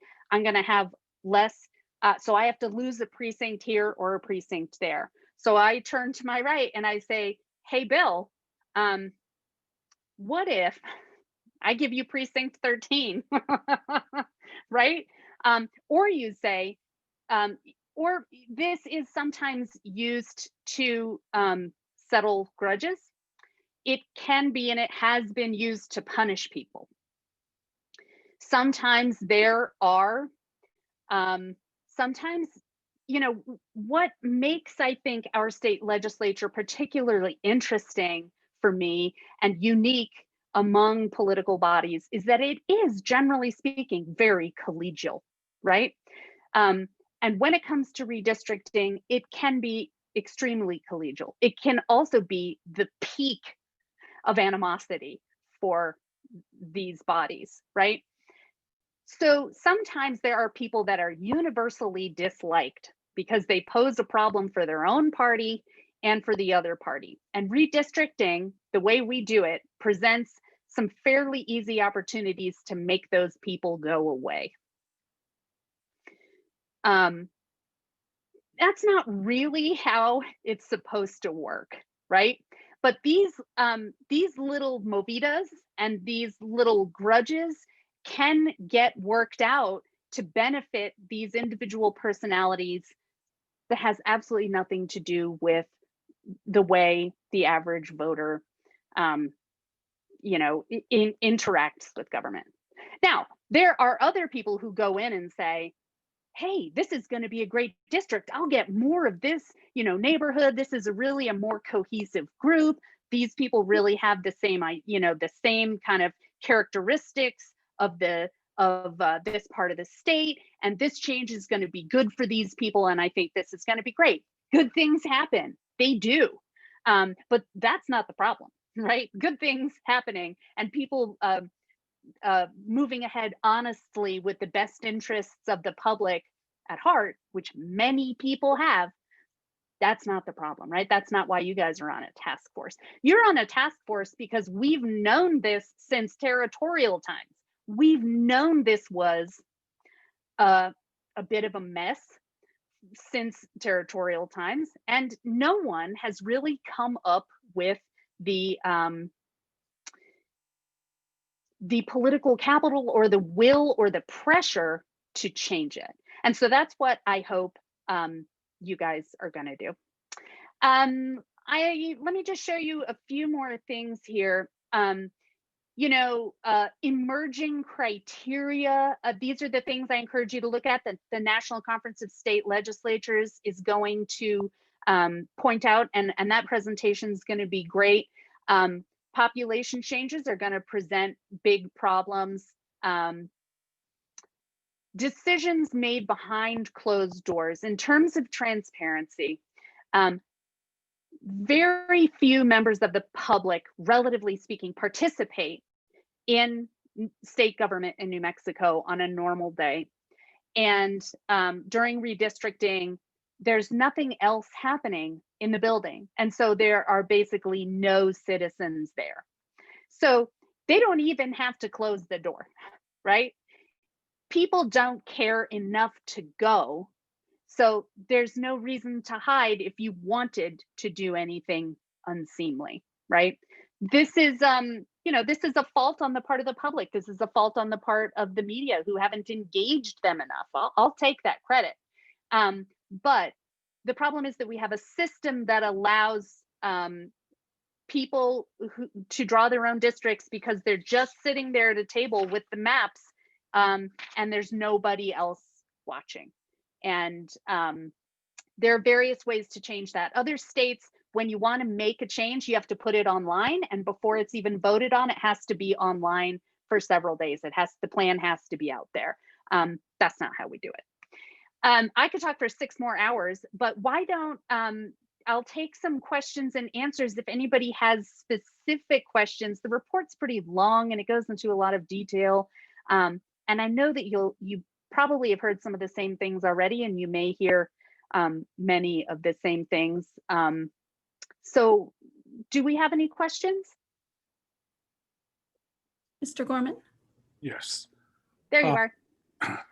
Along the lines of the mechanics of redistricting, well, I appreciate and understand the transparency need, but the mechanics of redistricting are laid out I guess at the get-go.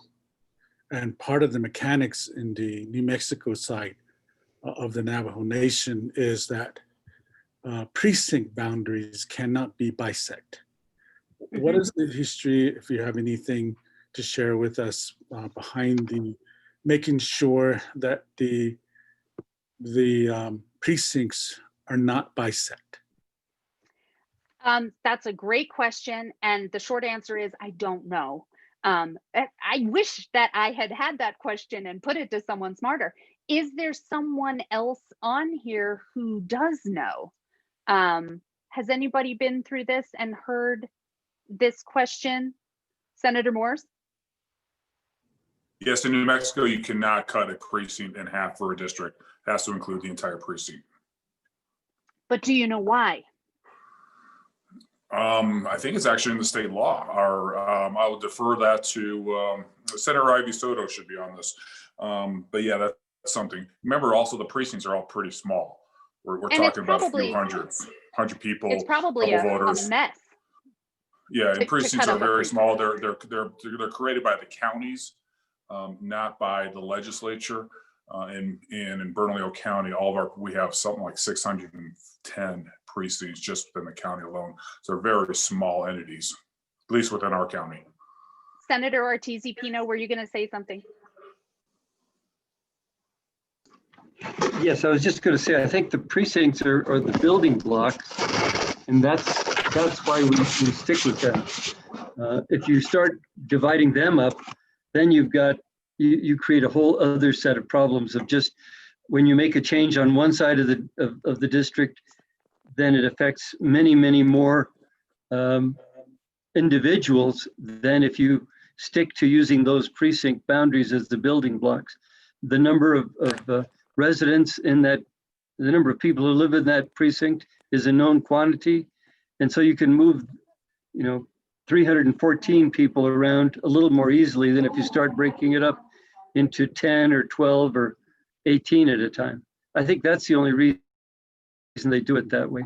And they are small enough that we fit into the broader guideline of having 50,000 and no great deviation from that in each Senate district. That's what I would think, but I don't know exactly where they came from. Thank you, Senator Ortiz. Thank you, Senator Ortiz-Pino and Senator Morris. You know, Leonard, I just wanted to say I understand that often when we talk about precincts, we talk about them being so small, but in rural areas, they are bigger. It is a bigger piece, and it can be a much more significant change in that way. And Judge Kennedy, thank you for putting this in the chat, that is number 4 on the Legislative Council guidelines, no splitting of precincts, which means that is something that can change. It's not in the law, if this is correct. It's just in the guidelines, if it's just in the criteria, and I don't know the answer here. Let's see, guidelines can be changed. So allow me to share my screen for 1 minute, and I will nerd out with you right here. This is the guidelines from last time, and everything in here is, as we say, fungible. This can be changed. The legislature makes these guidelines, and they can come and they can go. So when I started out at the very beginning, I said the guidelines, the criteria present the biggest opportunity for change at this juncture. So Leonard, put that down on your sticky note. Number 4 here, shall not split. And you know, it may be that there's not the will to change that, but it sounds to me like it's possible. Now, some lawyer from the Legislative Council Service is going to have to dig deeper than that level. So, Lily, I cut you off. No, that's okay. I'm sorry I interjected. I just wanted to let folks know that our homework is actually going to be about this. I've put the link in, and so we'll be asking you all to look at these and think about these very thoughtfully, as Mr. Gorman has with number 4. And so, we've got some learning to do together about, you know, not only what's possible legally, but what there's the political will to do.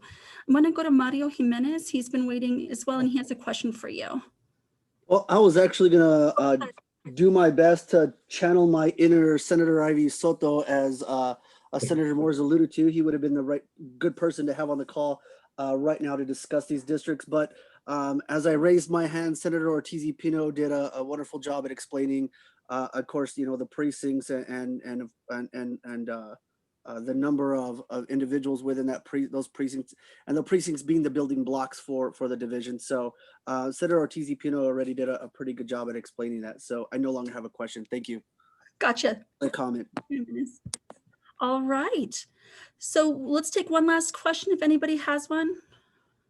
You know, I don't know how to distinguish from Dick, legal hold for a second, Justice Chavez, and then we'll go to Dick. I will defer because I just have a question about population deviation for Senate District 39. The visual is incredible. It's not very compact, but I'm sure it meets within the standard deviations. Yeah, you know, that's a good question. And that's something that Brian Sanderoff would love to get into with you. And I hope that he does. You know, compactness is a very tricky idea because there's a lot of gray area in you know, when you say, oh, this is a community of interest, there's a lot of gray area in communities of interest.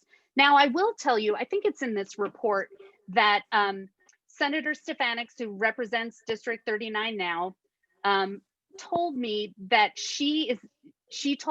and this was a while ago, so she may have changed her mind, but she told me she would not oppose changes to this district that peeled off Lincoln County. You know, she's in Cerrillos. She's a Santa Fe based, you know, lawmaker. She's very in tune with what happens in the Santa Fe area. Folks in Lincoln County did not feel, some of them, very connected, and told her so. And, you know, that's a very Republican area tacked on to a whole bunch of very Democratic areas. I think this is the prime example of a district that may qualify as compact, but really stretches the boundary of community of interest. And this is one of the districts that I think everyone will be watching. It has changed a lot over the years. That Lincoln County has been a little bit of hot potato that has sort of been stuck here and stuck there and given and taken away. Just Travis, thank you for that question, that answer. Let's go to Dick Mason next. Yes, Dick Mason from the League of Women Voters. I believe in the Local Election Act, the number of precincts were increased considerably. Mario, is that correct? Channeling your Senator Ivy Soto. I'm sorry about that, Dick. You kind of broke out on my end. Can you repeat what you said? That in the Local Election Act, the number of precincts were increased, which gives more flexibility. You know, as you know. Yes, sir. Yes, sir. You are correct. And again, it's based on the size of registered voters and population size and whatnot, and you know, for the deviation of each precinct. And of course, we do have precinct parts as well. But as explained earlier, for the redistricting of the districts that we're talking about here, precinct parts will not be utilized. Only the whole precincts themselves. And precinct parts will then be utilized for, you know, smaller districts such as school board, city council, etc. Okay.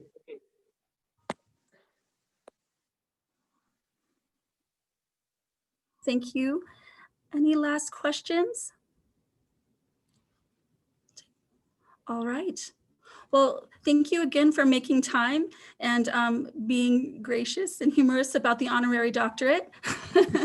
And thank you all for your thoughtful questions. There were a couple of different documents that Gwyneth referenced there in the chat. They're also available on the redistricting website that we've created that has a handy dandy toolbox of stuff that's good to know. Including Gwyneth's report if you're interested in seeing more.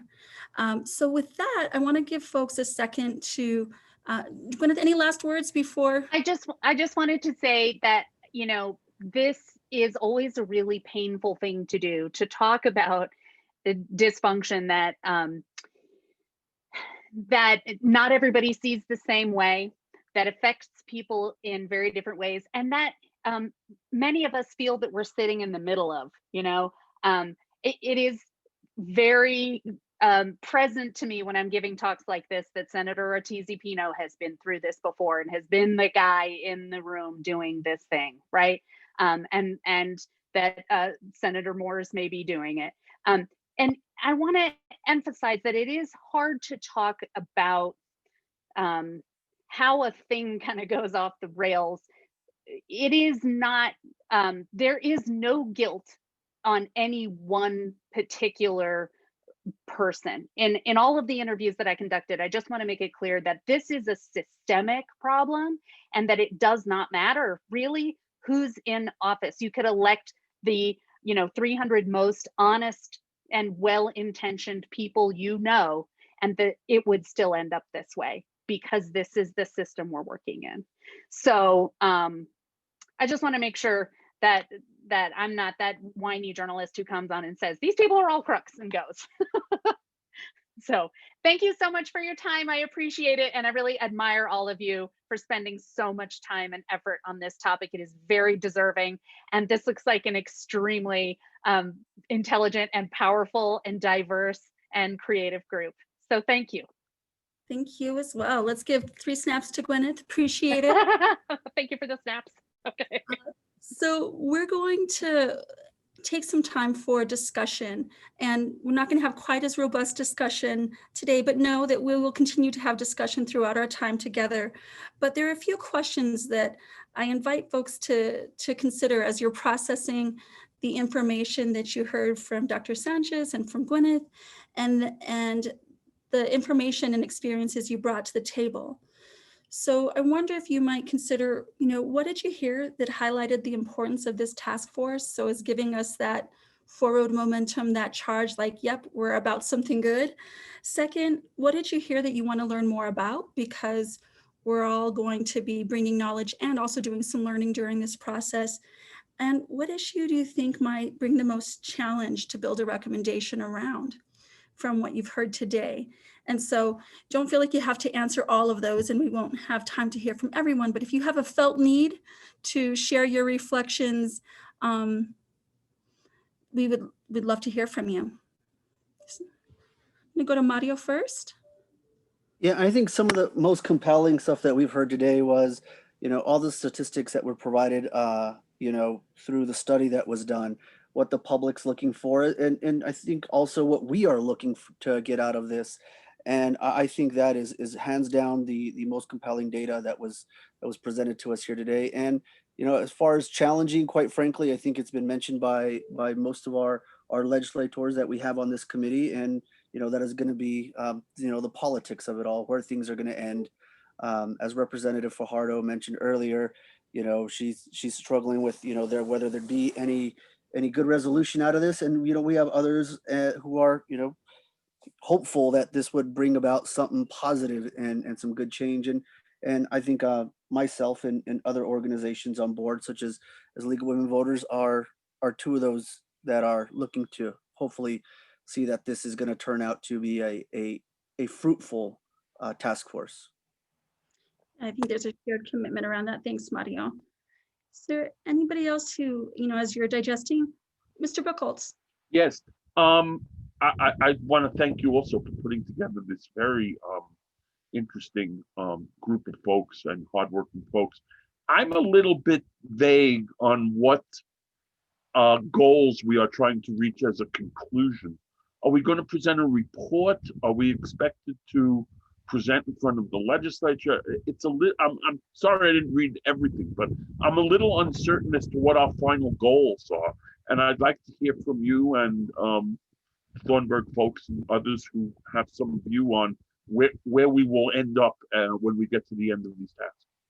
Yeah, so that's a great question. And so what we're wanting to do is work with you all to build recommendations that there's some consensus, at least among this task force around, and also to identify those areas where there may not be agreement, to spell that out. And of course, we'll, as we regularly do, we'll put that into a report, which others may use for advocacy efforts around good government reform. And so that's, in terms of a particular outcome, it's not in our interest to prescribe that. Of course, with our mission and values, it's clear we have a commitment, as you know, as a former chair of our board, that we have a commitment to openness and transparency and civic engagement. So those are things, of course, we have an interest in, but how that happens, that is really up to the wisdom of this task force in terms of recommendations. In terms of how the legislature receives those recommendations, they have the constitutional authority to decide. And so, and we all have the right to try to influence. Right. So I guess what I'm thinking in sort of old New Mexico First thinking, I don't know whether it's still thinking, is that we sort of have an open-ended town hall.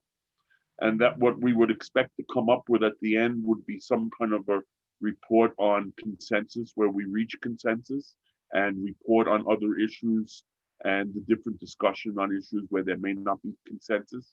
Put that in writing and leave it to a team, a follow-up team of some sort to carry the word to the press, to the legislature, wherever, and see where we go. I'm trying to put it in the context of what kind of things did I do for this organization in the past. Right. And, that's just a thought that I had. I appreciate that thought. And I think that you are naming very much what we're going to do. We'll definitely create that report because it doesn't rise to the level of a town hall. We don't have that level of input between 200 and 400 folks. It's recommendations of a small group of really smart folks that are representative. And we think that will give weight to the recommendations. But in terms of our own advocacy efforts, we'll be talking about the process and the outcomes, and others will be moving that advocacy forward, which is what we make sure of folks. That's very helpful to me. Thank you. Thanks, David. And then we have Maureen waiting. Thanks for waiting. Reflections? Yes, so one thing I've been thinking about since I'm hearing Gwyneth's talk is I think many of us would like to increase competitiveness within districts. But from what Gwyneth was saying, that might not be geographically, politically, demographically feasible.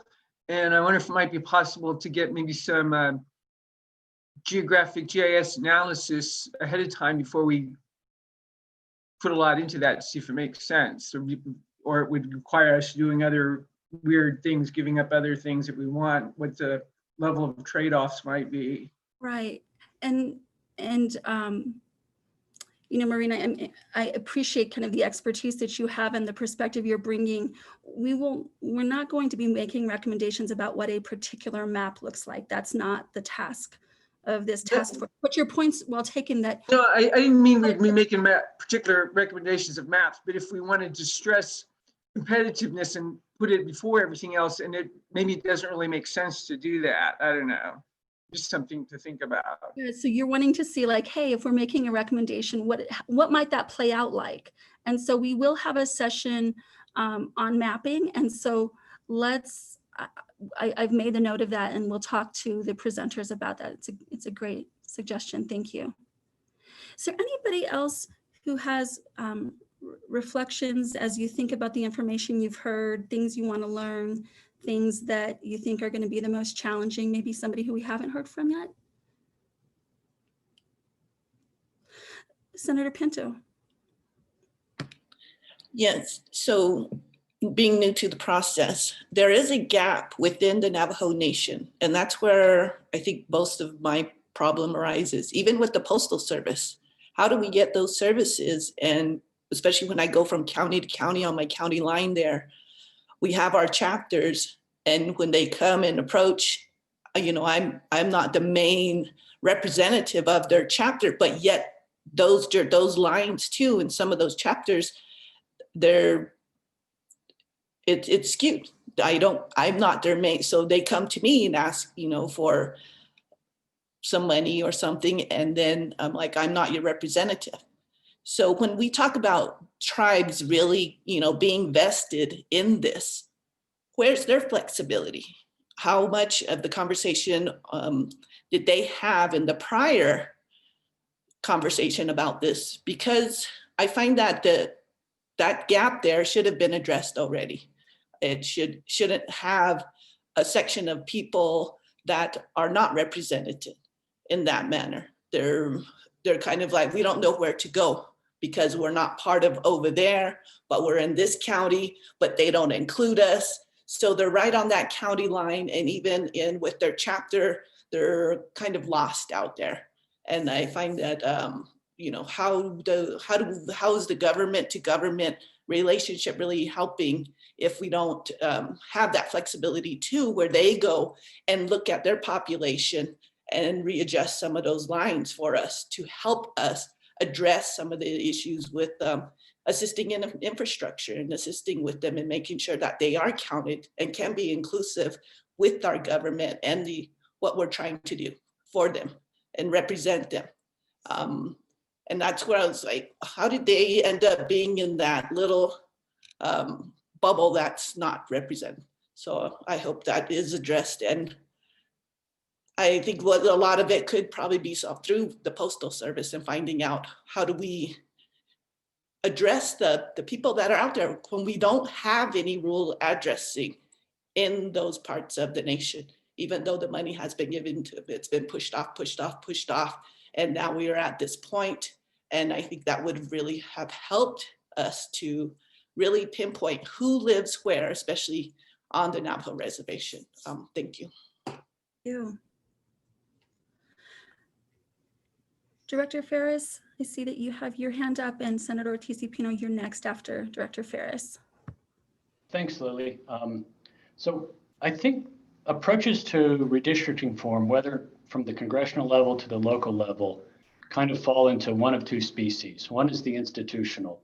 Who's drawing the maps? And that could be a committee, the legislature itself, their contractors, an independent redistricting commission. That's on the one hand. The other approach to reform is really about the criteria. What are the legal constraints or required metrics or criteria that the map drawers, whoever they may be, have to use when drawing the map? And I think it'd be helpful for us to kind of be informed on both kind of institutional reform ideas and the criteria-based ideas, and also try to get a sense from other states which seem to be working, or do you have to have both in order to approach fairer maps? Or is the who draws the maps the more important question, or is what criteria are part of the map drawing process, whoever the map drawers may be, is that more important? And if so, which criteria are the important ones? So I hope over the next few weeks we can kind of think about those two broad species of reform ideas and try to get a grip based on other states' experiences, what combination thereof would be most effective. Thank you. And I think we'll be able to be hearing that from our guest speaker, Ben Williams from NCSL at the next time we gather. We're going to go to Senator Ortiz-Pino, and then we're going to come back to you, Mr. Gorman. I'm really taken with Senator Pinto's idea because the use of precincts as the building block isn't apparently in the law. It's one of the guidelines we use. We could, I would think, make provision for the Navajo tribe that on the reservation, at least those portions of the reservation that this would work for, chapter houses could be the building blocks that we would use. And I'd like to suggest we just put that on the future consideration board of issues we might want to tackle. I don't think any other tribes have subdivisions of that sort. And if they did, then maybe we would want to consider that for them too. But I think the issue that she's raising, where precinct lines didn't coincide with anything that the people who lived on the reservation could relate to, created huge problems in voting during the COVID pandemic. And before. Thank you, Senator. Mr. Gorman, you were waiting, sir? With regards to the three questions and also the comments that are being put forward, like the ethics director's comments, I think based on my experience with redistricting in the 3 states, the mechanics of the redistricting are very, very important facets of dealing with redistricting. In New Mexico, what I find to be a serious challenge are really in 2 areas. One is the chunks of population that you have to work with when you have to prescribe to, I think it's the law of New Mexico to use precinct boundaries, okay, to draw lines. While those should be adjusted, I don't know, maybe on an annual basis or whatever the county do, that becomes a very, very serious, I think, disenfranchisement as a process issue, as a mechanical issue. The second one is really the incumbent concerned. I remember looking at the road runner's head in Gallup. Then Senator Pinto was insistent that he lives there and in Gallup. And it became a very cumbersome process when you have to address the precinct boundaries plus the incumbent residency. And at the get-go, those 2 mechanical issues become very serious impediments. I think other states, as for example, Arizona, they do away with the previous plan at the get-go, and everything is zero-based. And the building blocks are the census blocks. And I think that's where perspective of where you want to be at the end of the day. Either you're trying to accommodate the incumbents, you're trying to accommodate the past, let me say. I think that's where the precinct boundaries and the incumbency play very well into that hand. But if you're trying to find, as we talked about, a healthy democracy, then where do you want to be at the end of the day?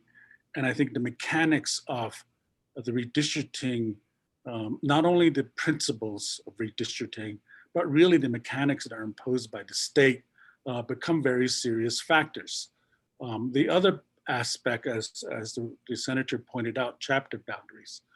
What's absent in this coming redistricting go-round are the requirements of the federal law, particularly Section 5. Section 5 has had a very serious impact on New Mexico. And that's no longer there, as we all understand. It's no longer required. In other words, protection of minorities become a very serious situation across the country, not just in New Mexico, but also for those that are categorized as covered jurisdictions. Navajo Nation has a long list of covered jurisdictions in New Mexico side, Arizona side, and also Utah side. Those become a fair play in the upcoming 2021 redistricting. So I like to get an idea of why the state imposed these various conditions that are at play, the mechanics at the present time, the precinct boundaries, the incumbency requirements. And I think if you're feeding into the legislature with all of this work, I think somebody pointed out during the introductions, all of this work and all of this mind that's going to be employed to make these recommendations or report are going to fall to the wayside if the leadership and the legislature is unwilling to have the political will to make these changes. Thank you. Thank you, Mr. Gorman. Dr. Taylor Sawyer, you had your hand up. Yes. So and I can say ditto to a lot of things that have already been said, and so I want to regurgitate those.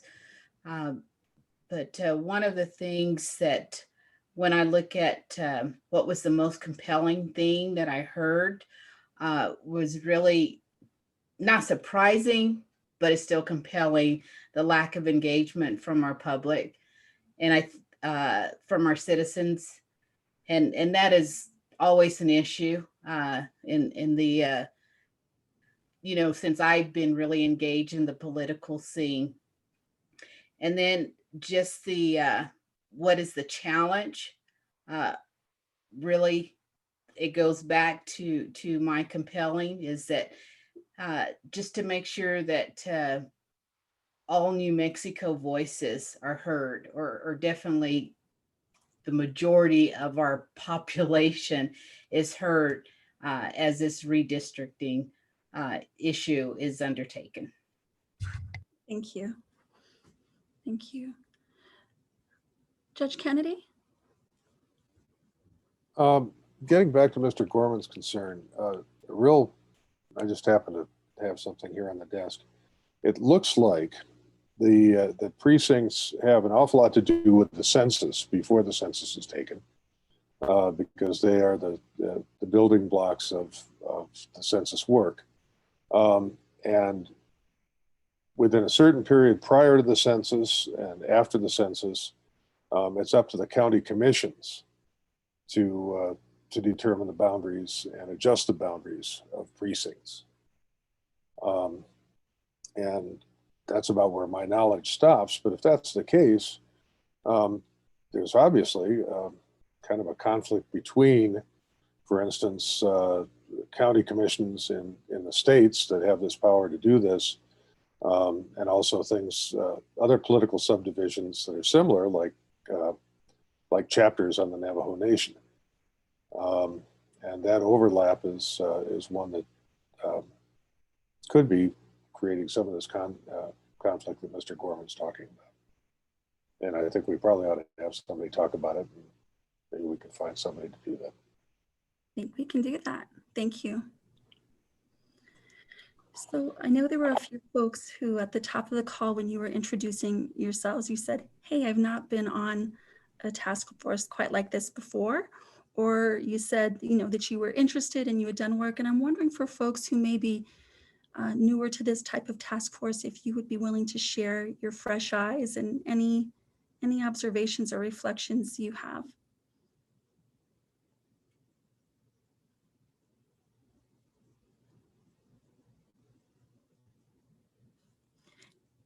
And it's okay not to as well. I don't want to put folks on the spot.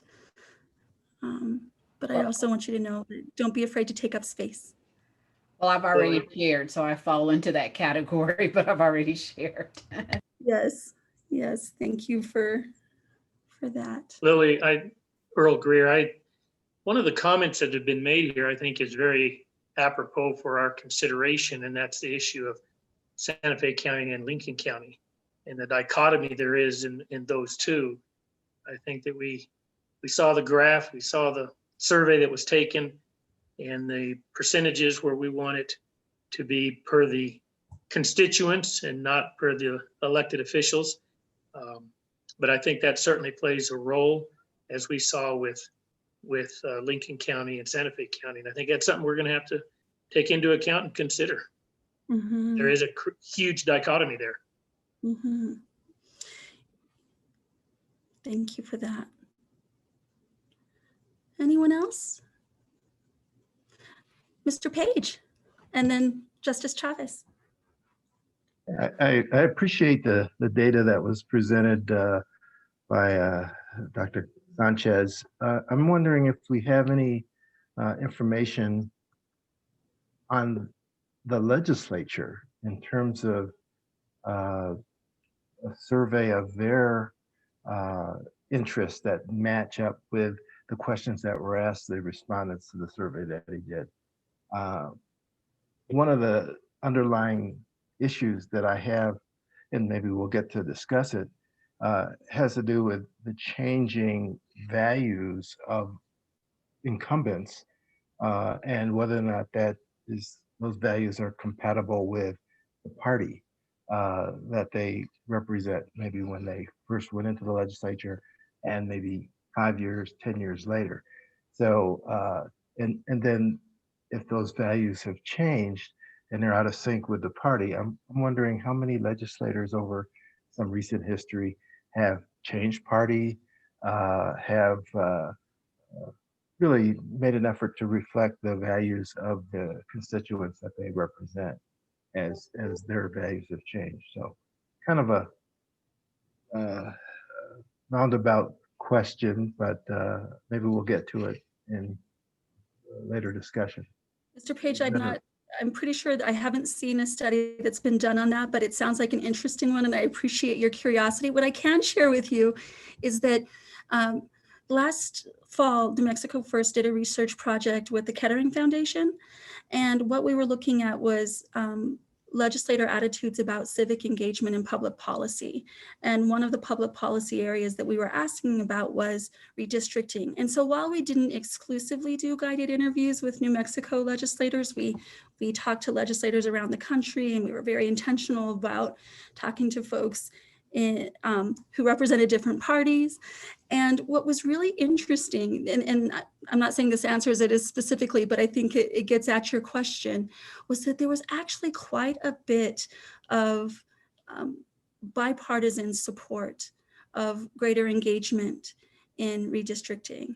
And so I think that's telling that different states are challenged by different issues, but when folks had nothing on the line, they knew we weren't going to associate their specific name with a specific quote. They were pretty candid and said, you know, this is hard. And some people even went so far as to call it a mess.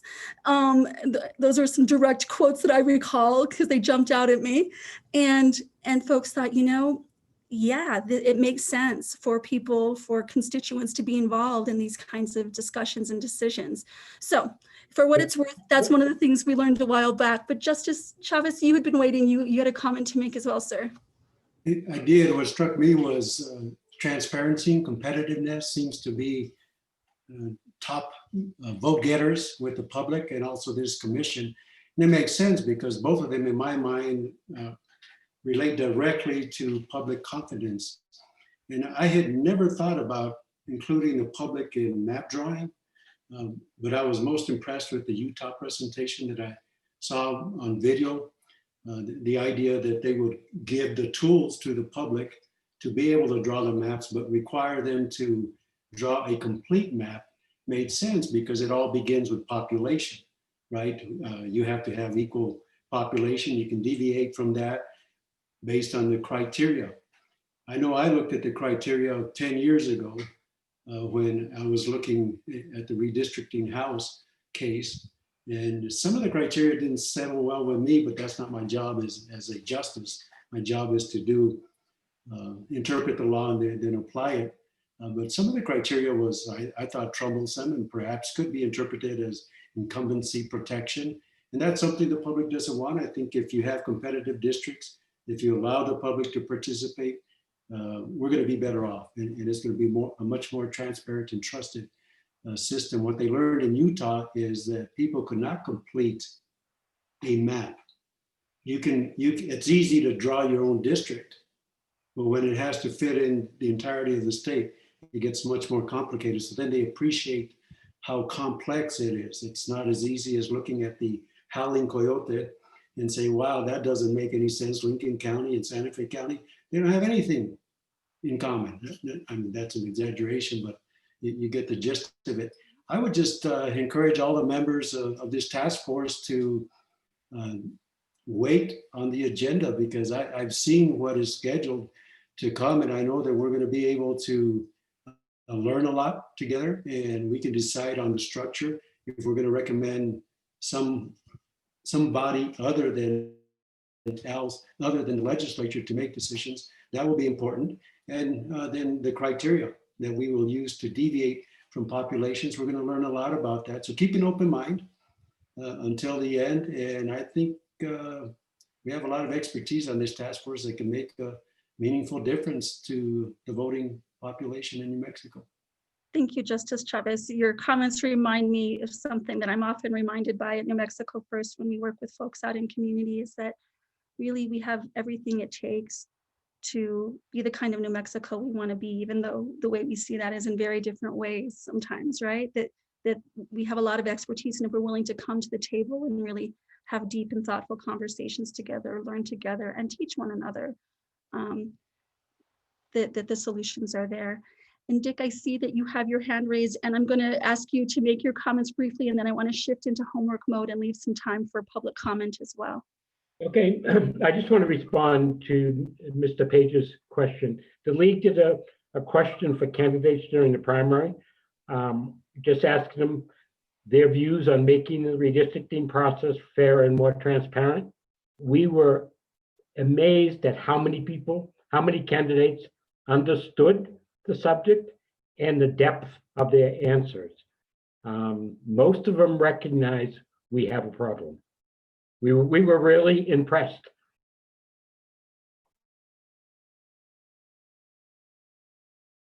Dick, so it's not the full-blown survey, Mr. Page, that you were suggesting, but it's an indicator, right, of where the political will is at. And so with that, Melanie, I'm going to ask you to pull up the homework briefly so I can give folks a reminder. So there are a couple of resources we've already shared with you. We in the kind of meeting invite for today, and our intention is to get these notes out to you from today, along with links that were referenced to studies within the next 48 hours. So you have a few weeks to catch up on any reading and go as deeply as you have time for, understanding full well this is a busy time for folks.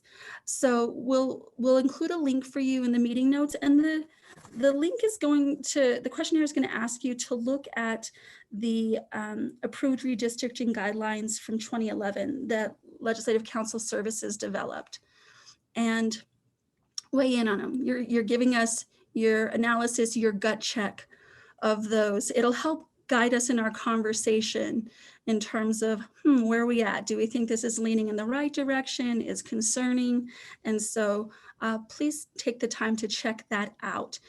We'll also, as we said, get those notes to you in 48 hours. We'd also like you to read the guidelines for the development of state and congressional redistricting plans. It's not terribly long. And so please take a look at that. The link is in your agenda for today, but if you're like, oh man, I printed it out and I hit delete, no worries. We will go ahead and put that in the notes from today as well.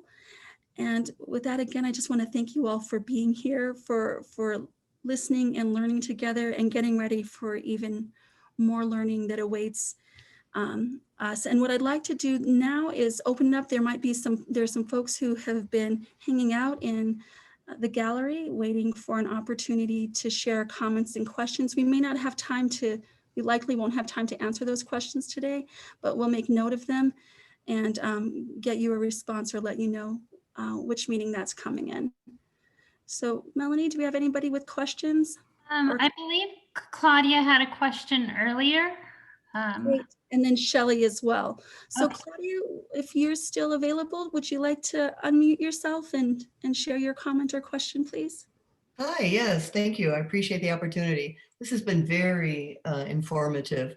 You've certainly got the right folks on board to get some good information out. So my question is, obviously there are legislators who are against having an independent body redraw their districts. So how do we get them on board changing the process?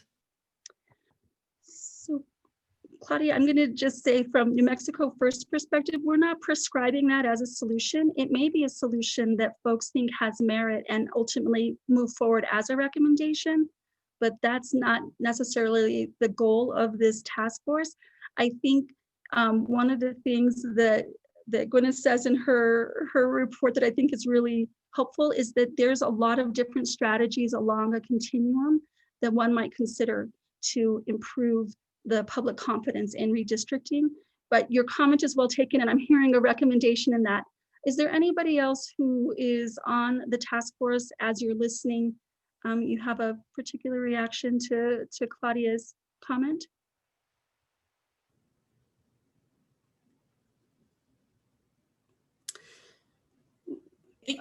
This is Senator Pinto.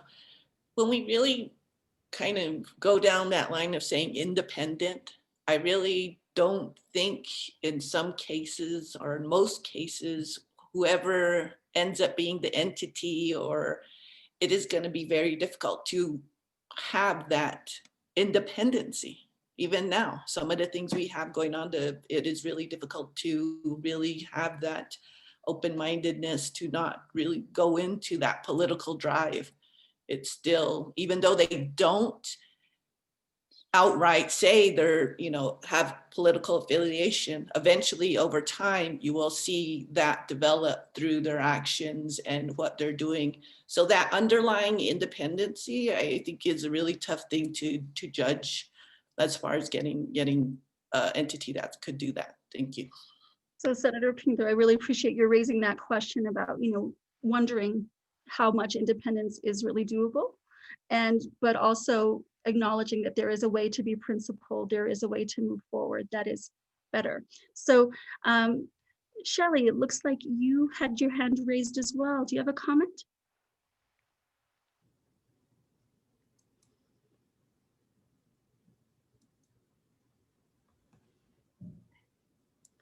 Shelley, would you like to go ahead and make a comment or ask a question?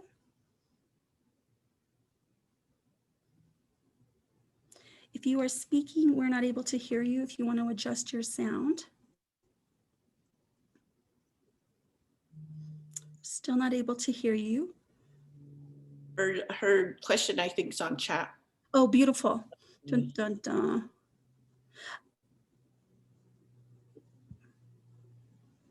Oop. I'm seeing, actually, the comments from Kathleen Burke. Oh. Dun, dun, dun, dun. Natalie, Representative Figueroa, I'm missing the comment. Do you mind sharing it back? I see a question from Shelley in the Q&A, I believe. It says, I would like to suggest a timeline of decisions made from the last redistricting process be established to allow the task force to see the global process.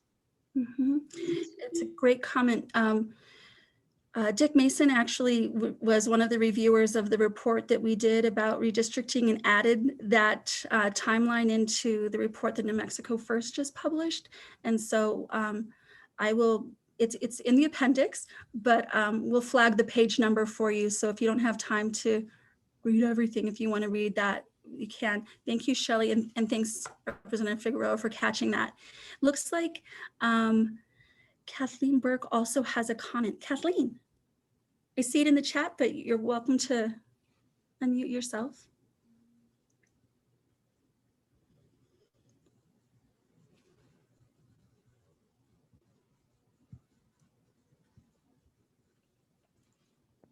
Kathleen, if you'd like to share a comment.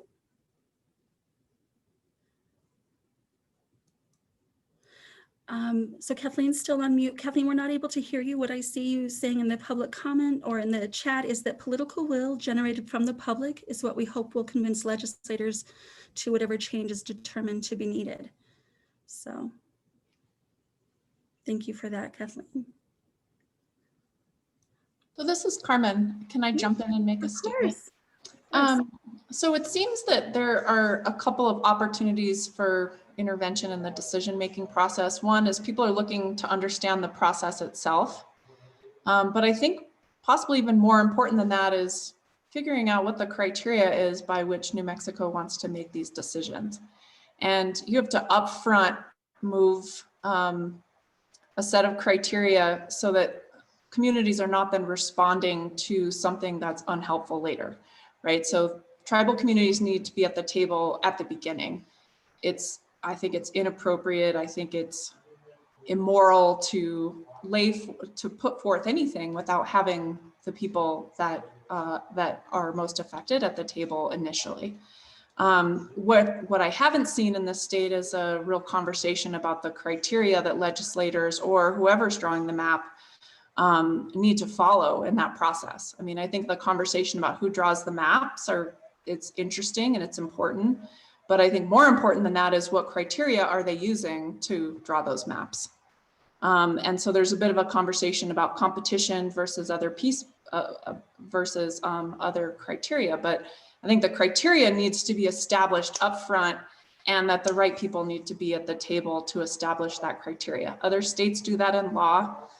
Some states do it through regulations or through guidelines. Some states pass Voting Rights Act at the state level. There are a variety of ways to do that.